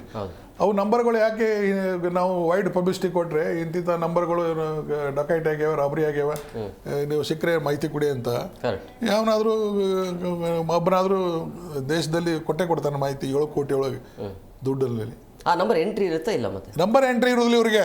ದುರ್ದೈವ ಅಂದ್ರೆ ಅದೇ ಇರೋದು. ಅದು ಯಾಕೆ ಫೀಡ್ ಮಾಡೋದಿಲ್ಲ ಅಂತ. ಬೇರೆ ಫಾರಿನ್ದಲ್ಲಿ ಪ್ರತಿಯೊಂದೂ ಎಂಟ್ರಿ ಇರ್ತದೆ. ಫಾರಿನ್ದಲ್ಲಿ ಬ್ಯಾಂಕ್ ರಾಬರಿ ಆದರೆ ತಕ್ಷಣ ಮೆಸೇಜ್ ಹೊಡಿತಾರೆ, ಈ ನಂಬರ್ನಿಂದ ಈ ನಂಬರ್ವರೆಗೂ ಡಕೈಟ್ ಆಗಿದೆ ಅಂತ. ಇಲ್ಲ ನಮ್ಮಲ್ಲಿ ಫೆಸಿಲಿಟೀಸೇ ಇಲ್ಲ. ಮತ್ತು ಇವರೇನು ಹೈರ್ ಮಾಡ್ಕೋತಾರೆ, ಇವರಲ್ಲಿ ಸೆಕ್ಯೂರಿಟಿ ಗಾರ್ಡ್ ಆಗಲಿ, ಪ್ರೈವೇಟ್ನವರಾಗಲಿ, ಡ್ರೈವರ್ ಆಗಲಿ, ಕ್ಲರ್ಕ್ ಆಗಲಿ, ಅವ್ರ ಬಗ್ಗೆ ಪೊಲೀಸ್ ವೆರಿಫಿಕೇಶನ್ ಮಾಡಿಸೋದಲ್ಲ. ಪೊಲೀಸ್ ವೆರಿಫಿಕೇಶನ್ ಮಾಡಬೇಕಲ್ಲ. ಅವನು ಲೋಫರ್ ಅದಾನೋ, ಹಿಂದೆ whether is involved in crimes, ಅವನು ಪ್ರೀವಿಯಸ್ ಹಿಸ್ಟ್ರಿ ಏನು, ಅವನು ಹೇಗಿದ್ದಾನೆ, ಅದೆಲ್ಲ ಮಾಹಿತಿ ಬೇಕಲ್ಲ. ಯಾವುದು ಮಾಡೋದೇ ಇಲ್ಲ. ಈ ಥರ ಮಾಡೋದ್ರಿಂದನೇ ಮತ್ತೆ ಈ ಥರ ಗುನ್ಹೆಗಳಾಗುತ್ತವೆ. ಅದನ್ನೇ ಮಾಡಿದರೆ ಈ ಥರ ಆಗುವಂಥ ಅವಕಾಶನೇ ಕಡಿಮೆ ಆಗ್ತದೆ. ಪ್ರಿಕಾಷನರಿ ಭಾಳ ಇಂಪಾರ್ಟೆಂಟ್ ರೀ. ಬರೀ ಪೊಲೀಸರದೊಂದೇ ಕೆಲಸ ಅಲ್ಲ, ಬ್ಯಾಂಕ್ನವ್ರಿಗೆ ಅಷ್ಟೇ ಜವಾಬ್ದಾರಿ ಇದೆ. ಈ ಪ್ರೈವೇಟ್ನವ್ರಿಗೆ ಅವ್ರಿಗೆ 25-30 ಸಾವಿರ ಕೊಡ್ತಾರೆ. ಅದೇ ದುಡ್ಡು ಪೊಲೀಸರಿಗೆ ಕೊಟ್ಟರೆ ಹಾಕ್ತೀನಿ. ನಮ್ಮ CRದವ್ರು ಬರ್ತಾರೆ, ಅಥವಾ CISFನವ್ರು ಬರೋದಿಲ್ಲ ಬಿಡಿ. ನಮ್ಮಲ್ಲಿ ಒಂದು ಕರ್ನಾಟಕ ಇಂಡಸ್ಟ್ರೀಸ್ ಸ್ಕ್ವಾಡ್ ಇದೆ, ಅದನ್ನು ಹಾಕ್ಬೋದು ಅವ್ರಿಗೆ, ಅದನ್ನು ಕಳಿಸ್ಬೋದು. ಅವರು ನಮ್ಮ ಪೊಲೀಸರೇ ಕಳಿಸ್ಬೋದು. ಅವ್ರು ಇರೋದೇ ಅದು ಸೇಫ್ ಗಾರ್ಡ್ ಮಾಡಲಿಕ್ಕೆ. ಅಂಥವ್ರಿಗೂ ಅಪಾಯಿಂಟ್ ಮಾಡಿ ರಿಕ್ರೂಟ್ಮೆಂಟ್ ಮಾಡಿದ್ದಾರೆ. 4 ಬುಲೆಟ್ ಇವು ಇದ್ದಾವೆ ಅವರಿಗೆ. ನಾವು ಟ್ರೈನಿಂಗ್ ಕೊಟ್ಟು ಎಲ್ಲ ಇದಾವೆ ನಮ್ಮಲ್ಲಿ. ಅವ್ರಿಗೆ ಬರೀ ನಾವು ಡ್ಯಾಮ್ ಕಾಯಕ್ಕೆ ಹಚ್ಚಿದ್ದೇವೆ. ಇದನ್ನು ಬ್ಯಾಂಕ್ ಮಾಡಲಿ, ಅವ್ರು ಬ್ಯಾಂಕ್ನವ್ರಿಗೆ ಕೊಟ್ಟು ಕೇಳಿದ್ರೆ ಕೊಡ್ತೇವೆ. ಅವ್ರಿಗೆ ಕೊಡೋದಿಲ್ಲ, ಅವರು ಕೇಳೋದಿಲ್ಲ. ಅವರು ಈಜಿ ಗೋಯಿಂಗು, ಇವರು ಈಜಿ ಗೋಯಿಂಗ್. ಹಿಂಗೆ ಆದ ಕೂಡಲೇ ಕಾಣ್ತಿರೋದು ಎಲ್ಲರೂ. ಯಾಕಾಯ್ತು, ಹೆಂಗಾಯ್ತು, ಪೊಲೀಸರು ಫೇಲ್ಯೂರು, ಅದು ಫೇಲ್ಯೂರು, ಇದು ಫೇಲ್ಯೂರು, ಏನಾರ ಕಮೆಂಟ್ ಮಾಡ್ಕೊತಾ ಇರೋದು. ಎಲ್ಲರದು ಜವಾಬ್ದಾರಿ ಇರ್ತದೆ ಇದರಲ್ಲಿ. ಹೊಣೆಗಾರಿಕೆ ಎಲ್ಲರದು ಇರ್ತದೆ. ಬ್ಯಾಂಕ್ನವ್ರಿಗೆ ಎಷ್ಟು ಜವಾಬ್ದಾರಿ ಇದೆ, ಪೊಲೀಸರಿಗೆ ಎಷ್ಟು ಜವಾಬ್ದಾರಿ ಇದೆ, ಬ್ಯಾಂಕ್ನವ್ರಿಗೆ ಅಷ್ಟೇ ಜವಾಬ್ದಾರಿ ಇದೆ. ಹೌದು ಹರೀಶ್ ಸರ್, ಈ ರೀತಿ ಘಟನೆ ಆಗೋದಕ್ಕೆ ದುಡಿಮೆ ಇಲ್ಲದೆ ಇರೋದಾ? ಅಂದರೆ ಈ ಇತ್ತೀಚಿನ ಸೋಷಿಯಲ್ ಮೀಡಿಯಾ ನೋಡ್ತಾ ಇರೋದು, ಲಕ್ಸುರಿ ಲೈಫ್ ನೋಡಿ ಅಲ್ಲಿ ಮನಸ್ಥಿತಿ ಬದಲಾವಣೆ ಮಾಡ್ಕೊಳ್ಳೋದು, ಹಿಂಗಾದರೆ ಆಗೋದಿಲ್ಲ, ಈ ರೂಟನ್ನು ಹಿಡಿದ್ರೆ ಅಥವಾ ಈ ಮಾರ್ಗದಿಂದ ಮುಖಾಂತರ ಶ್ರೀಮಂತ ಆಗ್ಬೋದು, ಕಾನೂನು ಏನಿದೆ ಸರಿಯಾಗಿ ಕೆಲವೊಂದು ಬಾರಿ ಕಾನೂನನ್ನು ತಿಳ್ಕೊಂಡು ಹಿಂಗೆ ಮಾಡ್ತಾರೆ ಅಂತ ಅನಿಸ್ಬಿಡುತ್ತೆ. ಹೌದು, ಇಷ್ಟು ಮಟ್ಟಕ್ಕೆ ಪ್ಲಾನಿಂಗ್ ಮಾಡ್ತಾರಂದರೆ ಅವ್ರು ದಡ್ರಿಲ್ಲ. ಅವ್ರಿಗೆ ಗೊತ್ತು ಸಿಕ್ಕಾಕೊಂಡ್ರೆ ಎಷ್ಟು ಕಷ್ಟ, ಏನೇನು ಇದು ಅಂತ ಗೊತ್ತು. ಬಟ್ ರಾಬರಿಗೆ ಏನು ಜಾಸ್ತಿ ಅಂದರೆ ಒಂದು 14 ಇಯರ್ಸ್ ಕೊಡ್ತಾರೆ, ಸಿಕ್ಕಾಕೊಂಡ್ರೆ ಒಂದು 14 ಇಯರ್ಸ್ ಇರೋಣ ಅಷ್ಟೇ, ಒಂದು ಧೈರ್ಯ. ಇನ್ನೊಂದು ನಾವು ಸಿಕ್ಕಾಕೊಳ್ಳೋದೇ ಇಲ್ಲ ಅಂತ ಒಂದು ಫೂಲಿಶ್ನೆಸ್. ಹೆಂಗೆ ಎಲ್ಲ ಪ್ಲಾನ್ ಮಾಡಿಬಿಟ್ಟಿದ್ದೇವಪ್ಪ ಅಂತ ಎಲ್ಲ ಹಂಗೆ. ನಮ್ಮ ದೇಶದಲ್ಲಿ ಫಾರೆನ್ಸಿಕ್ ಭಾರಿ ಡೆವಲಪ್ ಆಗಿಬಿಟ್ಟಿದೆ. ಜಸ್ಟ್ ಈಗ ನಮ್ಮ ದೇಶದಲ್ಲಿ ಮಾತ್ರ ಇಡೀ ಜಗತ್ತಿನಲ್ಲಿ ಡೆವಲಪ್ ಆಗಿದೆ. ಏನಿಲ್ಲ, ಒಂದು ಕ್ರೈಮ್ ಸೀನಲ್ಲಿ ಜಸ್ಟ್ ಒಂದು ಕೂದಲು, ಒಂದೇ ಒಂದು ಕೂದಲು ತಗೊಂಡು DNA ಮ್ಯಾಪಿಂಗ್ ಮಾಡಿ ಅದು ಯಾವನ ಇದನ್ನು ಮಾಡಿರ್ಬೋದು ಅಂತ ಪ್ರೂವ್ ಮಾಡಿಸಿ ಅವನ್ನ ಜೈಲಲ್ಲಿ ಹಾಕ್ಬೋದು. ಸೊ ಅಂಥ ಟೆಕ್ನಾಲಜಿಗಳು ಇವತ್ತು ಡೆವಲಪ್ ಆಗಿದೆ. ಇನ್ನೊಂದು ಇವರು ಅದನ್ನು ಅರ್ಥ ಮಾಡ್ಕೊಳ್ಳೋದೇ ಇಲ್ಲ. ಈಗ ಇರೋದು ನೀವು ಹೇಳೋ ಪ್ರಕಾರ ಹೆಂಗಿದ್ದಾರೆ ಅಂದರೆ, ಓಕೆ ಲೂಟಿ ಮಾಡೋಣ, ದುಡ್ಡು ಕೈಗೆ ಬರುತ್ತೆ, ಅಟ್ಲೀಸ್ಟ್ ಒಂದು 10 ದಿನ ದುಡ್ಡು ಇಟ್ಕೊಂಡು ಎಂಜಾಯ್ ಮಾಡ್ಬೋದಲ್ಲ, 10 ದಿನ ಆಮೇಲೆ ಸಿಕ್ಕಾಕೊಂಡ್ರು ಪರವಾಗಿಲ್ಲ, 10 ದಿನ ನಮ್ಮ ಹತ್ರ ದುಡ್ಡಿದೆ ಅಲ್ಲ, ಅಷ್ಟು ಸಾಕೋ ನಮ್ಮ ಮನೋಭಾವದಲ್ಲಿ ಇದಾರವಲ್ವ ಅಂತ ನಮಗೆ ಗೊತ್ತಿಲ್ಲ. ಬಟ್ ಹೇಳಬೇಕಂದ್ರೆ 10 ದಿನ ಅಲ್ಲ, not more than 10 minutes is required to find out you. ನೀವು ದೂರ ಹೋಗಿರೋದ್ರಿಂದ ನಿಮ್ಮ ಅರೆಸ್ಟ್ ಮಾಡಲಿಕ್ಕೆ 1 ದಿನನೋ 5 ದಿನನೋ, ನೀವು ಫಾರಿನ್ ದೇಶಕ್ಕೆ ಹೋದರೆ 1 ತಿಂಗಳು ಬೇಕಾದ್ರೆ ಆಗ್ಬೋದು. ಬಟ್ ನೀವೇ ಮಾಡಿದಿರಿ ಅಂತ, ಯಾರು ಮಾಡಿದಾರೋ ಅವರೇ ಮಾಡಿದ್ದಾರೆ ಅಂತ ಝೀರೋ ಇನ್ ಮಾಡೋದಕ್ಕೆ ಜಾಸ್ತಿ ಟೈಮ್ ಏನು, ಒಂದಿನ ಅಂತೂ ಲಾಕ್ ಆಗ್ತದೆ. ಒಂದು ದಿನದಲ್ಲಿ ಜಾಸ್ತಿ, is more than enough to lock ಯಾರು ಅಂತ. ಇನ್ನೊಂದು ಅದೇ ಈ CCTVಗಳು ನೀವು ನೋಡಿದ್ರೆ ಎಲ್ಲ ಕಡೆನೂ CCTV ಮಯ ಆಗಿಬಿಟ್ಟಿದೆ ಇವತ್ತು, ಎಲ್ಲ ಕಡೆನೂ. ಈಗ ಸಣ್ಣ ಒಂದು ಗ್ರಾಸರಿ ಅಂಗಡಿಯಿಂದ ಹಿಡಿದು ಒಂದು ದೊಡ್ಡ ಮಾಲ್ ತನಕ ಎಲ್ಲ ಕಡೆನೂ CCTV ಬಂದ್ಬಿಟ್ಟಿದೆ. ಈ CCTV ಯಾಕೆ CCTV ಹಾಕುವಾಗ ನೀವು ಗೊತ್ತಿರ್ಬೋದು, ಯಾವುದೇ ಒಂದು ಅಂಗಡಿಯಲ್ಲೋ ಯಾವುದೇ ಒಂದು ಸಣ್ಣ ಪುಟ್ಟ ಮೆಡಿಕಲ್ ಶಾಪಲ್ಲೂ ಕೂಡ this premises under CCTV coverage ಅಂತ ಹಾಕ್ತಾರೆ, ಆರ್ CCTV ಪ್ರೊಟೆಕ್ಷನ್ ಅಂತ ಬೋರ್ಡ್ ಹಾಕ್ತಾರೆ. ಯಾಕೆ ಬೋರ್ಡ್ ಹಾಕ್ತಾರೆ? To give you psychological fear. ಇಲ್ಲಿ CCTV ಇದೆಯಪ್ಪ, ನಾವೇನಾದ್ರೂ ತಪ್ಪು ಮಾಡಿದ್ರೆ, ನಾವೇನಾದ್ರೂ ಕಳ್ತನ ಮಾಡಿದ್ರೆ ಸಿಕ್ಕಾಕೊಳ್ತೀವಿ ಅನ್ನೋ ಒಂದು ಸೈಕಾಲಜಿಕಲ್ ಫಿಯರ್ ಕೊಡ್ಲಿಕ್ಕೋಸ್ಕರನೇ ಆ ಬೋರ್ಡನ್ನು ಹಾಕೋದು. ಇವರು ಇಷ್ಟು ಮಟ್ಟ ಪ್ಲಾನ್ ಮಾಡೋರಿಗೆ ಗೊತ್ತಾಗಲ್ವಾ? ಇಡೀ ಎಲ್ಲ ಬಿಲ್ಡಿಂಗಲ್ಲೂ ಅದು ಈ ಜಾಗದ ಮ್ಯಾಪ್ ಏನಿದೆ, ಬೆಂಗಳೂರು ಎಲ್ಲಿ ಲೂಟಿ ಆಗಿದೆ, ಅವ್ರು ಯಾವ ಕಡೆ ಎಸ್ಕೇಪ್ ಆಗಿದ್ದಾರೆ, ಇಡೀ ರೂಟೆಲ್ಲ ನೋಡುವಾಗ ಏನೋ ಒಂದು 100-200 ಮೀಟರ್ ಒಳಗಡೆ CCTV ಇಲ್ಲದೆ ಇರ್ಬೋದು. But city full it is full of CCTV. Government ಹಾಕಿರೋ CCTVಗಳು ಇದೆ, ಸಿಗ್ನಲ್ CCTVಗಳು ಇವೆ. ಅದು ಬಿಟ್ಟರೆ ಪ್ರೈವೇಟ್ CCTVಗಳು ಎಲ್ಲರ ಮನೆ ಮುಂದೆನೂ ಇವತ್ತು CCTV ಹಾಕೋ ಪರಿಸ್ಥಿತಿ ಬಂದ್ಬಿಟ್ಟಿದೆ. ಎಲ್ಲ ಅಂಗಡಿಗಳ ಆಚೆನೂ CCTV ಹಾಕೋ ಪರಿಸ್ಥಿತಿಗಳು ಬಂದ್ಬಿಟ್ಟಿದೆ. ನೀವು ಒಂದು CCTVಯಿಂದ ಇನ್ನೊಂದು CCTV ಒಳಗಡೆ ಎಷ್ಟು ಬೇಗ ರೀಚ್ ಮಾಡ್ತೀರಿ ಅನ್ನೋ ಮ್ಯಾಥಮೆಟಿಕ್ಸ್ ಇಟ್ಕೊಂಡೆ ನೀವು ಎಷ್ಟು ದೂರ ಹೋಗಿರ್ಬೋದು ಅನ್ನೋದನ್ನು ನಾವು ಕ್ಯಾಲ್ಕುಲೇಟ್ ಮಾಡ್ಬೋದು. ಇನ್ನೊಂದು ಟೋಲ್ ಗೇಟ್ಗಳು. ನೀವು ಟೋಲ್ ಗೇಟ್, ಈ ಗಾಡಿ ಟೋಲ್ ಗೇಟ್ನ ಹೇಗೆ ಪಾಸ್ ಆಗುತ್ತೆ, ಎಷ್ಟು ಗಂಟೆಗೆ ಪಾಸ್ ಆಗುತ್ತೆ. ಸೊ ಈಗ ಒಂದು ರೋಡಿಂದ ಇಲ್ಲಿಂದ ಅವರು ಫಸ್ಟು ಇಲ್ಲಿ ನೆಲಮಂಗಲ ಟೋಲ್ ಕ್ರಾಸ್ ಮಾಡ್ತಾರೆ ಅಂತ ಅಂದ್ಕೊಳ್ಳಿ. ನೆಲಮಂಗಲ ಟೋಲ್ ಕ್ರಾಸ್ ಮಾಡಿದ ಮೇಲೆ ಆ ಗಾಡಿಯ ನಂಬರು ಇಮಿಡಿಯೇಟ್ ಏನು ಚೆಕ್ ಮಾಡ್ತಾರೆ, ಹಾಸನ್ ರೋಡ್ನಲ್ಲಿ ಇಮಿಡಿಯೇಟ್ ಒಂದು ಟೋಲ್ ಇದೆ, ತುಮಕೂರು ರೋಡಲ್ಲಿ ಇಮಿಡಿಯೇಟ್ ಟೋಲ್ ಇದೆ, ಎರಡಲ್ಲಿ ಎಲ್ಲಿ ಕ್ರಾಸ್ ಆಗಿದೆ ಅಂತ ನೋಡ್ತಾರೆ. ತುಮಕೂರು ಇದನ್ನು ಕ್ರಾಸ್ ಆಗಿದ್ರೆ ಮುಂದಿನ ಟೋಲ್ ಹೆಂಗೆ ಕ್ರಾಸ್ ಆಗಿದೆ ಅಂತ ನೋಡ್ತಾರೆ. ಈ ಥರ ಎಲ್ಲ ಫಾಲೋ ಅಪ್ ಮಾಡಿ ಈಸಿಯಾಗಿ ಎಲ್ಲ ಕಂಡುಹಿಡಿತಾರೆ. ಇವರು ಶಾರ್ಟ್ ಟರ್ಮ್ ಪ್ಲೆಷರ್ ಅಂತಾರೆ ಸರ್. ಈ ಶಾರ್ಟ್ ಟರ್ಮ್ ಪ್ಲೆಷರ್ ಕೊಡಲಿಕ್ಕೆ ಇವತ್ತು ಎಲ್ಲ ರೀತಿಯ ವಸ್ತುಗಳು ಇದೆ.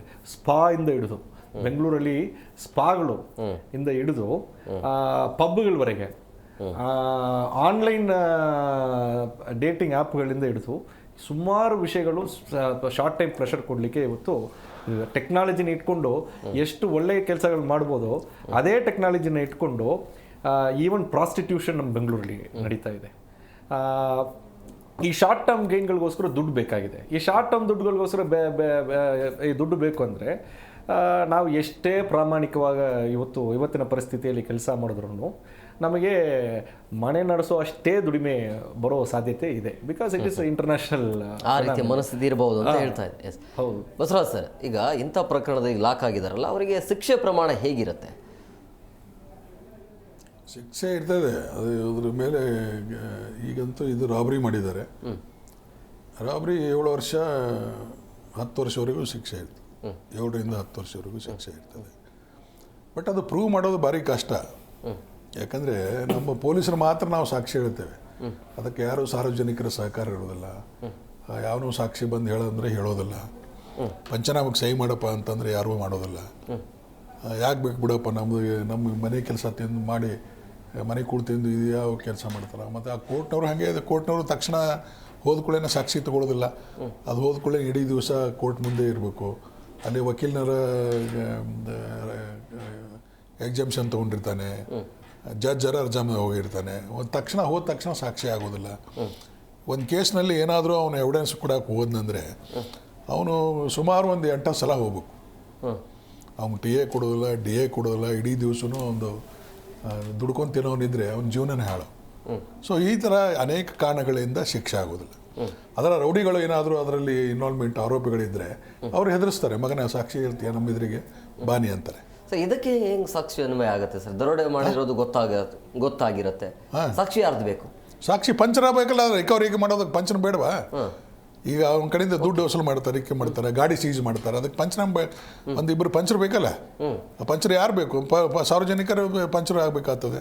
ಅವ್ರು ಯಾರೂ ಬರೋದಿಲ್ಲ ಅದು ಸಹಿ ಮಾಡಲಿಕ್ಕೆ. ಬೇಡ, ನಾವು ಬೇಡ್ರಿ, ನಮಗೆ ನಮ್ಮ ಕೆಲಸ ಬೇಕಾದಷ್ಟು ಇದಾವೆ ಅಂತ. ಹೀಗೆ ಜನರ ಸಹಕಾರ ಇಲ್ಲ ಅಂದರೆ ಏನೂ ಮಾಡಲಿಕ್ಕಾಗಲ್ಲ. ಬರೀ ಪೊಲೀಸರದು ಒಂದೇ ಅಲ್ಲ, ಜನರ ಸಹಕಾರನೂ ಬೇಕು. ಮತ್ತು ಜನರಿಗೆ ನಾವು ರಕ್ಷಣೆ ಕೊಡಬೇಕು. ಸಾಕ್ಷಿ ಹೇಳೋನಿಗೆ ಕೋರ್ಟ್ಲಿಂದ ಸಾಕ್ಷಿ ಹೇಳಿ ಹೊರಗೆ ಬಂದಾಗ ಅಲ್ಲಿ ಕೋರ್ಟ್ ಆವರಣದಲ್ಲೇ ಮರ್ಡರ್ ಆಗಿದ್ದಾವೆ ರೌಡಿಗಳದು ಗಲಾಟೆಯಲ್ಲಿ. ಅಂಥ ಪರಿಸ್ಥಿತಿನೂ ಇದ್ದಾವೆ. ಸೊ ಹೀಗಾಗಿ ಜನ ಭಯ ಪಡ್ತಾರೆ, ಇದು ಯಾಕೆ ಬಿಡೋಪ್ಪ ಇವರು ಸಹವಾಸ ಅಂತಾರೆ. ಮತ್ತು ಇನ್ನೊಂದೇನು, ಈ ಬ್ಯಾಂಕ್ನವರು ಏನು ಹೈರ್ ಮಾಡ್ಕೋತಾರೆ ಸೆಕ್ಯೂರಿಟಿಗಳಿಗೆ, ಆ ಸೆಕ್ಯೂರಿಟಿಯವರು ಅವರಿಗೆ ಸರಿಯಾಗಿದ್ದಂಥ ಅವರಿಗೆ ಟ್ರೈನಿಂಗ್ ಕೊಡೋದಿಲ್ಲ. ಈ ಥರ ಬ್ಯಾಂಕ್ನಲ್ಲಿ ವಾಚ್ಮನ್ ಇದ್ದ, ಬ್ಯಾಂಕ್ನಲ್ಲಿ ಸೆಕ್ಯೂರಿಟಿ ಗಾರ್ಡ್ ಇದ್ದ, ಅವನ ಕರ್ತವ್ಯ ಏನು ಮಾಡಬೇಕು, ಬ್ಯಾಂಕ್ನಲ್ಲಿ ಹೇಗೆ ನಡ್ಕೋಬೇಕು, ಅಕಸ್ಮಾತ್ ಅಲ್ಲಿ ಬಂದು ರಾಬರಿ ಆಯಿತು, ಡಕಾಟೆ ಆಯಿತು, ಅವಾಗ ಹ್ಯಾಂಗೆ ಅಲರ್ಟ್ ಮಾಡಬೇಕು, ಏನು ಮಾಡಬೇಕು ಅನ್ನೋದು ಅವ್ನಿಗೆ ಸರಿಯಾದಂಥ ಟ್ರೈನಿಂಗ್ ಕೊಡಬೇಕು. ಸರಿಯಾದಂಥ ಆ್ಯಕ್ಷನ್ ತೊಗೊಳ್ಳಿಕ್ಕೆ ಅವನಿಗೆ ಧೈರ್ಯ ಕೊಡಬೇಕು. ಅದು ಏನೋ ಕೊಡೋದಿಲ್ಲ, ಸುಮ್ಮನೆ ಬಂದು ಲೈಸೆನ್ಸ್ ಅಂದ್ಕೊಳ್ಳಿ ಕಳೆದು ಹೋಗಿ, ನಿನಗೆ 30-35 ಸಾವಿರ ಕೊಡ್ತಾರೆ, ನೀ ಅಲ್ಲಿ ಬ್ಯಾಂಕ್ ಕಾಯ ಹೋಗು ಅಂತ ಅವ್ನು ಕಳಿಸ್ಬಿಡ್ತಾನೆ. ಅವು ಬಂದಾಗ ಯಾವನೊಬ್ಬ ಅವರ ಸೀನಿಯರ್ ಬರ್ತಾನೆ, ಬಂದಾಗ ಒಬ್ಬ ಸೆಲ್ಯೂಟ್ ಹೊಡಿತಾನೆ, ಸುಮ್ನೆ ಕೊಡ್ತಾನೆ. ಬ್ಯಾಂಕ್ ಮ್ಯಾನೇಜರ್ ಸೆಲ್ಯೂಟ್ ಹೊಡಿತಾನೆ, ಸುಮ್ನೆ. ಇಲ್ಲಾಂದ್ರೆ ಅಲ್ಲಿ ಬ್ಯಾಂಕ್ ಮುಂದೆ ಹಿಂಗೆ ಬಂದು ಹಿಡ್ಕೊಂಡು ಹಿಂಗೆ ಕೂತಿರ್ತಾನೆ. ಯಾರು ಹೋದ್ರು ಬಂದರು ಏನೂ ನೋಡೋದಿಲ್ಲ. ಮತ್ತು ಇದನ್ನಾದರೂ ಈ ಥರ ಡಕೈಟಿ ಆದಾಗ, ಅದು ವ್ಯಾನ್ ಬಂದು ಇದು ಮಾಡಿದಾಗ, ಅಟ್ಯಾಕ್ ಮಾಡಿದಾಗ, ರಾಬರಿ ಆದಾಗ ಏನು ಮಾಡಬೇಕು ಅನ್ನೋದು ಅವ್ರಿಗೆ ಸರಿಯಾದಂಥ ಟ್ರೈನಿಂಗ್ ಕೊಡ್ಬೇಕು ಅವ್ರಿಗೆ. ಆ ಟ್ರೈನಿಂಗ್ ಕೊಡೋದಿಲ್ಲ ಅವರು. ಮತ್ತು ಬಂದು ಕೆದ ಕೊಟ್ಟಿರ್ತಾರೆ, ಸುಮ್ಮನೆ ತಮಾಷೆನ ಹಾಕೊಂಡು ಹೆಗಲಿ ಹಾಕೊಂಡು ಅಡ್ಡಾಡೋಕೆ ಅದು ಕೊಟ್ಟಿದ್ದು. ಹೋದ್ರೆ ಇವ್ರಿಗೆ ಮನುಷ್ಯರಿಗೆ ಹೊಡೆಯೋದು ಬೇಡ, ಆ ಡಕೈಟ್ಗಳಿಗೆ ಹೊಡೆಯೋದು ಬೇಡ, ರಾಬರ್ಸ್ಗೆ ಹೊಡೆಯೋದು ಬೇಡ. ಅಟ್ಲೀಸ್ಟ್ ಗಾಡಿಗೆ ಅಲ್ಲ, ಗಾಡಿಗೆ ಹೊಡಿಬೇಕಲ್ಲ. ಟೈರಿಗೆ ಹೊಡೆದ್ರೆ 4 ಗಾಡಿ ಇದು ಮಾಡಿದ್ರೆ, ಬಸ್ಟ್ ಮಾಡಿದರೆ ಆ ವೆಹಿಕಲ್ ಮುಂದೆ ಹೋಗ್ತಿರ್ಲಿಲ್ಲ. ಅದನ್ನು ಮಾಡೋಕೆ ಯಾರು ಬೇಡ ಅಂತಾರೆ? ಅದನ್ನು ಮಾಡೋದಿಲ್ಲ ಅಂದರೆ ಹೆಂಗೆ? ಮತ್ತು ಏನು ಅದು ಇದು ಪ್ರಯೋಜನ ಏನು? ಬಂದೂಕಿಂದ ಆಟ ಆಡಕ್ಕೆ ಕೊಟ್ಟಾರ ಅವ್ರಿಗೆ? ಇಷ್ಟು ಕಾಮನ್ ಸೆನ್ಸ್ ಬೇಡ ಅವರಿಗೆ, ಸೆಕ್ಯೂರಿಟಿ ಅವರಿಗೆ. ಅದಕ್ಕೆ ಹೇಳೋದು, ನಮ್ಮವ್ರು ಪೊಲೀಸರು ಇದ್ದರೆ ಯಾವನೇ ಇರಲಿ, KSF ಇರಲಿ, ನಮ್ಮ CRದವರು ಇರಲಿ, ಅಥವಾ ಬೇರೆ ಯಾರ ಪೊಲೀಸರು ಇರಲಿ, ಪೊಲೀಸರಿದ್ದರೆ ಅವ್ರಿಗೆ ಏನು ಮಾಡ್ಬೇಕು ಅನ್ನೋದು ಸರಿಯಾದ ಗೈಡ್ಲೈನ್ಸ್ ಇರ್ತದೆ. ಕಾಮನ್ ಸೆನ್ಸ್ ಯೂಸ್ ಮಾಡಿ ಮಾಡ್ತಾರೆ. ಇವ್ರಿಗೆ ಪ್ರೈವೇಟ್ನವ್ರಿಗೆ ಅದು ಅವರು ಸೆಕ್ಯೂರಿಟಿ ಯಾರು ಏಜೆನ್ಸಿ ಇರ್ತದೆ ಅವನು ಟ್ರೈನಿಂಗ್ ಕೊಡ್ಬೇಕು, ಸರಿಯಾದಂಥ ಟ್ರೈನಿಂಗ್ ಕೊಡಬೇಕು. ಅವನು ಕೊಡೋದಿಲ್ಲ, ಕೊಡಲಾರ್ಕೆ ಈ ಥರ ಪರಿಸ್ಥಿತಿ ಆಗೋದು. ಸುಮ್ಮನೆ ಹಾಗೆ ಡ್ರೆಸ್ ಹಾಕೊಂಡು, ಕಾಕಿ ಡ್ರೆಸ್ ಹಾಕೊಂಡು ಒಂದು ಬಂದು ಕಟ್ಟು ಕಳಿಸಿದ್ರೆ ಮುಗಿತಾ? ಅದು ಒಂದು ಏನು ಎಫೆಕ್ಟಿವ್ನೂ ಇರೋದಿಲ್ಲ. ಆ ಪ್ರೆಸೆನ್ಸ್ನೂ ಇದು ಲೆಕ್ಕಕ್ಕೆ ಇರೋದಿಲ್ಲ. ಎಸ್, ನಮ್ಮ ಜೊತೆಗೆ ಫೋನ್ ಕಾಲಲ್ಲಿ ಒಬ್ರು ಇದ್ದಾರೆ. ಜಯರಾಜ್ ಅವರು ನಮಸ್ಕಾರ. ನಮಸ್ಕಾರ ಸರ್. ಸರ್, ಎಲ್ಲಿಂದ ಕರೆ ಮಾಡ್ತಾ ಇದ್ರಿ? ನಾವು ಬೆಂಗಳೂರು ಕಮಲಾನಗರ. ಬೆಂಗಳೂರಲ್ಲಿ ನೋಡಿದಿರಿ ಯಾವ ರೀತಿಯಾಗಿ ದರೋಡೆ ಆಗಿದೆ ಅಂತ ಹೇಳಿ. ಅಂದರೆ ಇವರಿಗೆ ಪೊಲೀಸರ ಭಯ ಇಲ್ಲದೆ ಇರೋದಾ ಅಥವಾ ಹೇಗೆ?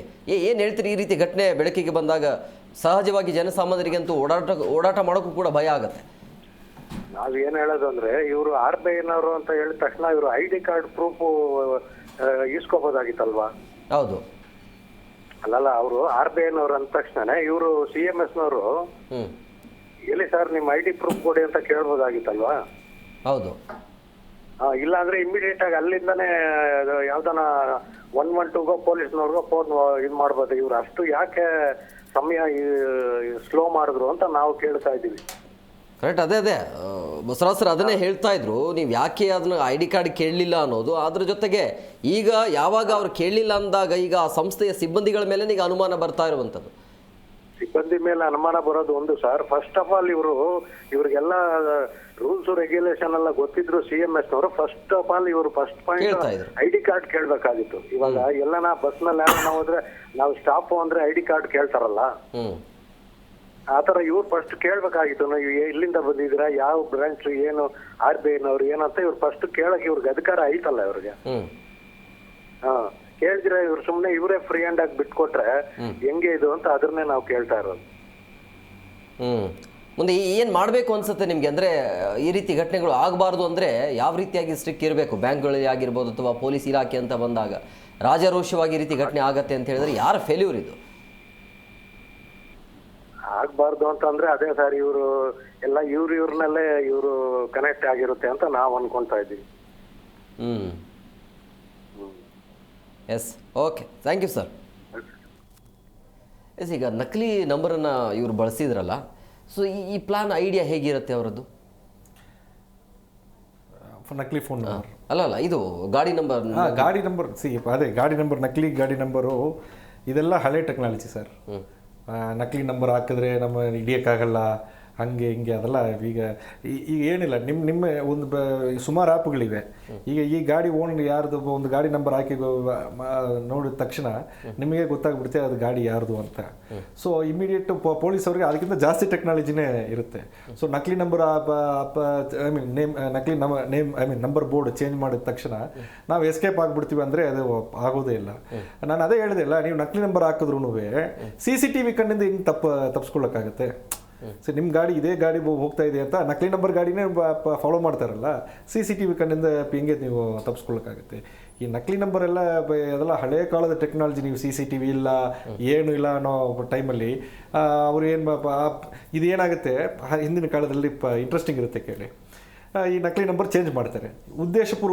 ಪೂರ್ವಕವಾಗಿ ಯಾಕೆ ಚೇಂಜ್ ಮಾಡ್ತಾರೆ ಅಂದರೆ, ಈ ಗಾಡಿನ ನೀವು ಸಿನಿಮಾಗಳಲ್ಲೂ ನೋಡಬಹುದಿತ್ತು. ಓಡಿಸ್ಕೊಂಡು ಹೋಗ್ತಾರೆ, ಒಂದು ಯಾವುದೋ ಗುಡ್ಡೆ ಇದು ಮೌಂಟೇನ್ ಕಡೆ ಹಿಲ್ ಪ್ರದೇಶಕ್ಕೆ ಹೋಗಿ ಗಾಡಿ ನಿಲ್ಲಿಸ್ಬಿಟ್ಟು ಸೂಟ್ ಕೇಸಲ್ಲಿ ಏನೋ ಡ್ರಗ್ಸು ಗೋಲ್ಡ್ ಎಲ್ಲ ಇದು ಮಾಡ್ತಾರೆ, ಇಲ್ಲ ದುಡ್ಡೆಲ್ಲ ತಗೊಂಡು ಹೋಗ್ತಾರೆ. ಮತ್ತು ಪೊಲೀಸ್ ಬಂದು ಆ ನಂಬರ್ ಯಾವುದು ಅಂತ ಕಂಡುಹಿಡಲಿಕ್ಕೆ ಒಂದು ದಿನ ಆಗುತ್ತೆ. ಯಾಕಂದರೆ ಬೇರೆ RTO ಇರುತ್ತೆ, ಅವ್ರಿಗೆ ಫಸ್ಟು ಫೋನಲ್ಲಿ ಕೇಳಬೇಕು, ಅವರಲ್ಲಿ ವಿಚಾರಿಸ್ಬೇಕು. ಆಮೇಲೆ ಏನು ಮಾಡ್ತಾರೆ, ಅಷ್ಟರೊಳಗಡೆ ಇವರು ದುಬೈ ಎಸ್ಕೇಪ್ ಆಗಿಬಿಡ್ತಾರೆ. ಈಗ ಹಂಗೆಲ್ಲ ಇಲ್ಲ. ನೀವು ನಿಮ್ಮನ್ನ ಇಮೇಜ್ ಇಷ್ಟು ಸಣ್ಣ ಇಮೇಜ್ ಸಿಕ್ಕಿದ್ರೆ they can directly link to your Aadhaar, passport, ನಿಮ್ಮ ಪಾಸ್ಪೋರ್ಟ್ನೇ ಅಲ್ಲಿ ದೆಹಲಿ ಸ್ಫೋಟ ಆದಾಗ ಹಂಗೆ ಆಯ್ತು. ಗಾಡಿ ನಂಬರ್ ಎಲ್ಲಿಂದ ಬಂತು, ಯಾರು ಖರೀದಿ ಮಾಡಿದ್ರು, ಹೇಗೆ ನಕಲಿ ಮಾಡಿದ್ರು, 10-15 ನಿಮಿಷದಲ್ಲಿ ಅದೆಲ್ಲ. ಈಗ ಹಿಂದೆ ಪಾರ್ಲಿಮೆಂಟ್ ಅಟ್ಯಾಕ್ ಆದಾಗ ಬರೀ ನಕಲಿ ನಂಬರ್ ಅಲ್ಲ, ಪೊಲೀಸ್ ಕಾರನ್ನೇ ಯೂಸ್ ಮಾಡಿದ್ರೆ ಮ್ಯಾಗ ರೆಡ್ ಲೈಟ್ ಹಾಕೊಂಡು ಅಟ್ಯಾಕ್ ಮಾಡಲಿಲ್ವಾ ಪಾರ್ಲಿಮೆಂಟ್? ಕರೆಕ್ಟ್.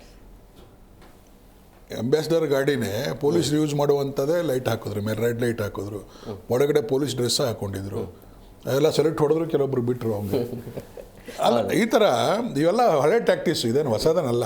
ನಕಲಿ ನಂಬರು ಹಾಕೋದು ಅವೇನೆಲ್ಲ ಔಟ್ಡೇಟೆಡ್ ಅದೆಲ್ಲ.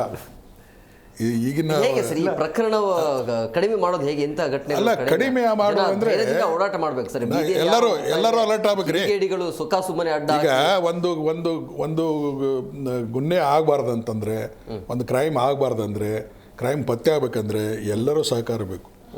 ಸಾರ್ವಜನಿಕರ ಸಹಕಾರ ಬೇಕು, ಬ್ಯಾಂಕ್ನವರು ಸಹಕಾರ ಬೇಕು, ಪೊಲೀಸರಿಗೆ ಜೊತೆಗೆ ಸಹಕಾರ ಕೊಡಬೇಕು. ಅಂದ್ರೇ ಅದನ್ನು ಪ್ರಿವೆಂಟ್ ಮಾಡ್ಬೋದು. ಬರೀ ನಾವು ಪೊಲೀಸರನ್ನೇ ಅದೊಂದು ಸ್ಟಾಪ್ ಮಾಡ್ತೀವಿ ಅಂತಂದ್ರೆ ದಟ್ ಈಸ್ ಇಂಪಾಸಿಬಲ್. ಎಲ್ಲರೂ ಸಹಕಾರ ಇರಬೇಕು. ಸಹಕಾರ ಇಲ್ಲಾಂದ್ರೆ ಏನು ಮಾಡಲಿಕ್ಕಾಗಲ್ಲ. ಈ ಬ್ಯಾಂಕ್ನವರು ಅಲರ್ಟ್ ಆಗಿ ಮಾಡಿದರೆ ಇದು ಆತಿತ್ತಾ? ಬ್ಯಾಂಕ್ನವರು ಅಲರ್ಟ್ ಆಗಿದ್ದರೆ ಇದು ಅವ್ರಿಗೆ ಹೇಳಬೇಕಾಗಿತ್ತು. ಇದು 1 ಗಂಟೆ ಅವರು ಈ ಟೆಕ್ನಾಲಜಿ ಇಷ್ಟೊಂದಿದೆ, ಅದಕ್ಕೆ GPS ಹಾಕಿ ನನ್ನ ಮಕ್ಕಳು ಮಾನಿಟರ್ ಯಾಕೆ ಮಾಡಬಾರ್ದು ಗಾಡಿಗೆ? ಬ್ಯಾಂಕ್ನವ್ರು ಯಾಕೆ ಮಾನಿಟರ್ ಮಾಡಬಾರ್ದು? 7 ಕೋಟಿ ರೀ ದುಡ್ಡಲ್ಲ, ಇದು 100 ಅಲ್ಲ, 1000 ಅಲ್ಲ, ಲಕ್ಷ ಅಲ್ಲ, 7 ಕೋಟಿ 20 ಕೋಟಿ ತೊಗೊಂಡು ಅಡ್ಡಾಡ್ತಾರೆ ಇವರು. ಅದಕ್ಕೊಂದು GPS ಹಾಕಿ ಎಲ್ಲಿ ಮೂವ್ಮೆಂಟ್ ವಾಚ್ ಮಾಡಬಾರ್ದ ಬ್ಯಾಂಕ್ನವರು?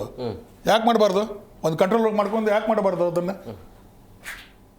ಬ್ಯಾಂಕ್ನವ್ರು ಮಾಡ್ಬೋದಲ್ಲ, ಅಥವಾ ಪೊಲೀಸರಿಗೆ ಹೇಳಬಹುದು ನಮ್ಮದೊಂದು GPS ಅದ, ಈ ಗಾಡಿ ಹೊಂಟದ ನೋಡ್ರಿ ಎಲ್ಲೆಲ್ಲಿ ಹೋಗ್ತದೆ ಅಂತ ಅವ್ರಿಗೆ ಕೊಟ್ಟರೆ ಅಲ್ಲ, ನಮ್ಮ ಕಂಟ್ರೋಲ್ ರೂಮನ್ನ ವಾಚ್ ಮಾಡ್ತದಲ್ಲ. ಪ್ರಕರಣದಲ್ಲಿ ಹರಿಯಾಣದಲ್ಲಿ ಗಮನ ಕೊಡದೇ ಇರೋದಂತ ನೀವು ಹೇಳ್ತೀವಿ. ಅಂದ್ರೆ ಗಮನ ಅಲ್ಲ, ಇದ್ದ ಟೆಕ್ನಾಲಜಿಯನ್ನ ಉಪಯೋಗ ಮಾಡೋದಿಲ್ಲ ನಾವು, ಮಾಡ್ಕೊಡ್ತಿಲ್ಲ. ಸರಿಯಾದಂತ ರೀತಿಯಲ್ಲಿ ಉಪಯೋಗ ಮಾಡ್ಕೊಳ್ಳೋದಿಲ್ಲ. That is failure. ಓಕೆ, ಮತ್ತೊಬ್ರು ಕಾಲರ್ಸ್ ಇದ್ದಾರೆ. ಹಲೋ ಹಲೋ ಸರ್, ನಮಸ್ಕಾರ ಸರ್. ಎಲ್ಲಿಂದ ಕರೆ ಮಾಡ್ತಾ ಇದ್ದೀರಿ? ಸರ್, ಬೆಂಗಳೂರಿಂದ ಶ್ರೀನಿವಾಸ್ ಅಂತ. ಹೇಳಿ ಸರ್. ಸರ್, ಅದೇ ಕಾರ್ಯಕ್ರಮ ನೋಡ್ತಾ ಇದ್ದೆ ಮತ್ತು ನಿನ್ನೆ ಅದು ಘಟನೆನೂ ನೋಡಿದೆ ಸರ್. ಇದ್ರಲ್ಲಿ ನನ್ಗನ್ಸಿದ್ದು ಏನು ಅಂದ್ರೆ ಭದ್ರತಾ ವೈಫಲ್ಯ ಒಂದು ದೊಡ್ಡದಾಗಿ ಕಾಣುತ್ತೆ. ಆದ್ರೆ ಈಗ ತಾನೇ ಡಿಸ್ಕಷನ್ ಅಲ್ಲಿ ಮಾಲಗತ್ತಿ ಸಾಹೇಬ್ರು ಹೇಳ್ತಾ ಇದ್ರು, ಅವು ಸಿಬ್ಬಂದಿ ಹತ್ರನೂ ಒಂದು ಕನ್ಸರ್ನ್ ಇರಬೇಕಾಗಿತ್ತು, ಶೂಟ್ ಮಾಡಬಹುದಾಗಿತ್ತು, ಒಂದು ತಡಿಬಹುದಾಗಿತ್ತು. ಇನ್ನೊಂದು ಡೈರಿ ಸರ್ಕಲ್ ಅಂತಹ ದೊಡ್ಡ ಜನನಿಬಿಡ ಪ್ರದೇಶ, ಅಲ್ಲಿಂದ ಅವರು ತಮಿಳುನಾಡು ಕಡೆ ಹೋಗ್ತಾರೆ ಅಂತಂದ್ರೆ ಬಾರ್ಡರ್ ದಾಟೋದಕ್ಕೆ ಅಟ್ಲೀಸ್ಟ್ ಸಿಗ್ನಲ್ಗಳು ಅಷ್ಟೊಂದು ಸಿಗ್ನಲ್ಸ್ ಇದೆ. 1.5 ಗಂಟೆ ಬರೇ ಬೆಂಗಳೂರು ದಾಟಕ್ಕಾಗುತ್ತೆ. ಅಲ್ಲಿವರೆಗೂ ಪೊಲೀಸರು ಏನ್ ಮಾಡ್ತಾ ಇದ್ರು? ಭದ್ರತಾ ಅಂದ್ರೆ ಭದ್ರತೆ ಯಾವ ಮಟ್ಟಕ್ಕೆ ಲೋಪದೋಷ ಇದೆ? ಸಿಗ್ನಲ್ಗಳು ಅಲ್ಲಿ ನಿಂತ್ಕೊಳ್ತಾರೆ, ಟ್ರಾಫಿಕ್ ಇದೆ.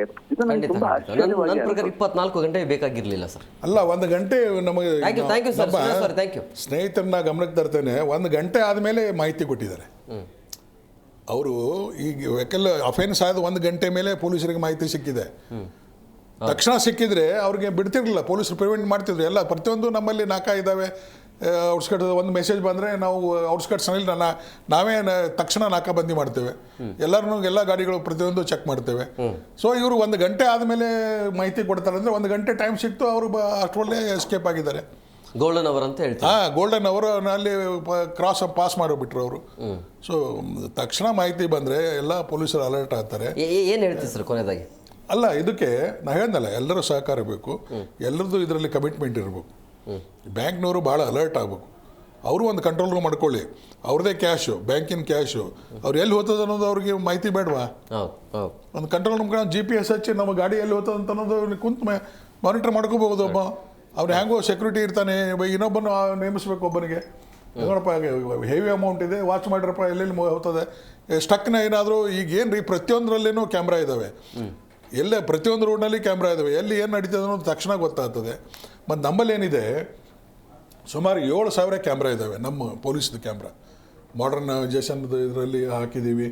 ಆಮೇಲೆ ಇದು ರೇಪ್ ಮರ್ಡರ್ ಆಯ್ತಲ್ಲ ದೆಹಲಿಯಲ್ಲಿ, ಆ ಸ್ಕೀಮ್ದಲ್ಲಿನೂ ಕೋಟಿಗಟ್ಟಲೆ ದುಡ್ಡು ಬಂತು, ಅದರಲ್ಲಿ ಕ್ಯಾಮ್ರಾ ಹಾಕಿದ್ದೇವೆ. ಎಲ್ಲ ಕ್ಯಾಮ್ರಾಗಳನ್ನು ಇವನ್ ಪ್ರೈವೇಟ್ ಕ್ಯಾಮ್ರಾಗಳು ಇದ್ದರೂ ಅದನ್ನೆಲ್ಲ ಮಾನಿಟರ್ ಮಾಡೋರು ಯಾರೂ ಇಲ್ಲ. ದಟ್ ಈಸ್ ಆಲ್ಸೋ ಇದು ಪ್ರೈವೇಟು ಗೌರ್ಮೆಂಟು ಎಲ್ಲ ಕ್ಯಾಮ್ರಾಗಳು ಯಾರೂ ಮಾನಿಟರ್ ಮಾಡೋದಿಲ್ಲ. ಸೊ ಹೀಗಾಗಿ ಅದು ಆದಮೇಲೆ ಉಪಯೋಗ ಬರ್ತಾ ಬರುತ್ತೆ. ಅದು ಮಾನಿಟರ್ ಮಾಡಿದ್ರೆ ವಿ ಕ್ಯಾನ್ ಪ್ರಿವೆಂಟ್ ಇಟ್, ಆಗುವಂಥದ್ದು ಅನಾಹುತನ ತಡಿಬಹುದು. Yes sir, thank you sir, thank you very much ಇಬ್ಬರಿಗೂ ಇಷ್ಟೊತ್ತು ಕಾರ್ಯಕ್ರಮಕ್ಕೆ ಜಾಯ್ನ್ ಆಗಿದ್ದಕ್ಕೆ. ಎಸ್ ಸರ್, ನೋಡಿದ್ರಲ್ಲ ವೀಕ್ಷಕರೇ, ಈ ರೀತಿಯ ಘಟನೆ ಕೇವಲ 7 ನಿಮಿಷದಲ್ಲಿ 7 ಕೋಟಿ ರಾಬರಿ ಆಗತ್ತೆ ಅಂತ ಹೇಳಿದ್ರೆ, ಈಗ ಆ ದರೋಡೆಕೋರರು ಸಿಕ್ಕಿ ಬಿದ್ದಿದ್ದು 24 ಗಂಟೆ ಆದ ನಂತರ ಹಾಡಹಗಲೇ ಈ ರೀತಿ ಘಟನೆ ಆಗತ್ತೆ ಅಂತ ಹೇಳಿದ್ರೆ 24 ಗಂಟೆಯೂ ಕೂಡ ಜಾಸ್ತಿ ಆಯಿತು. ನಮ್ಮಲ್ಲಿರುವಂಥ ಟೆಕ್ನಾಲಜಿಯಲ್ಲಿ ಅವ್ರನ್ನ ಹಿಡಿಯೋದ್ರಲ್ಲಿ ಎಲ್ಲೋ ಒಂದು ಕಡೆ ನಮ್ಮ ಇಲಾಖೆ ಫೇಲ್ ಆಗಿದೆ ಅಂತಾನೆ ಅನಿಸ್ತಾ ಇದೆ. ಅಂದ್ರೆ ಹಿಡಿದಿದ್ದಾರೆ, ಬಟ್ 24 ಗಂಟೆ ಬೇಕಿತ್ತ ಅಂತಾನೆ ಹೇಳ್ತಾ ಇರೋದು ನಾನು. ಅಲ್ಲಿ ಬೇಕಾಗಿತ್ತಲ್ಲ CC ಕ್ಯಾಮ್ರಾ. ಅಲ್ಲ, 24 ಗಂಟೆ ಅವಶ್ಯಕತೆ ಇರಲಿಲ್ಲ ಅಂತ ಹೇಳ್ತಾನೆ. ಜನ ಎರಡು ದಿನಗಳ ಕಾಲ ಅಲೆ ಅಬ್ಸರ್ವೇಷನ್ ಮಾಡ್ತಾ ಇದ್ರು ಕೂಡ ಎಲ್ಲೋ ಒಂದು ಕಡೆ ಇಂಟೆಲಿಜೆನ್ಸ್ ಫೇಲ್ಯೂರ್ ಅಂತಲೂ ಕೂಡ ಮೇಲ್ನೋಟಕ್ಕೆ ಗೊತ್ತಾಗ್ತಾ ಇದೆ. ಅದರ ಜೊತೆಗೆ ಸಂಪೂರ್ಣವಾಗಿ ಎಲ್ಲರ ಸಹಕಾರ ಬೇಕಾಗತ್ತೆ. ಇಲ್ಲಿ ಜನ ನೋಡ್ಕೊಂಡು ಸುಮ್ಮನೆ ಇರೋದಲ್ಲ, ಏನೋ ಅನುಮಾನ ಬಂದಿದೆ ಆದಲ್ಲಿ ಸ್ಥಳೀಯ ಪೊಲೀಸರಿಗೆ ಮಾಹಿತಿಯನ್ನು ಕೊಡಬೇಕಾಗುತ್ತೆ. ಈ ರೀತಿಯಾದಾಗ ಈ ರೀತಿಯ ಕ್ರೈಮ್ಗಳ ಸಂಖ್ಯೆ ಕಡಿಮೆ ಆಗುತ್ತೆ. ನೋಡ್ತಾ ಇರಿ ಜಿ ಕನ್ನಡ ನ್ಯೂಸ್, ಸತ್ಯವೇ ಸುದ್ದಿಯ ಜೀವಾಳ.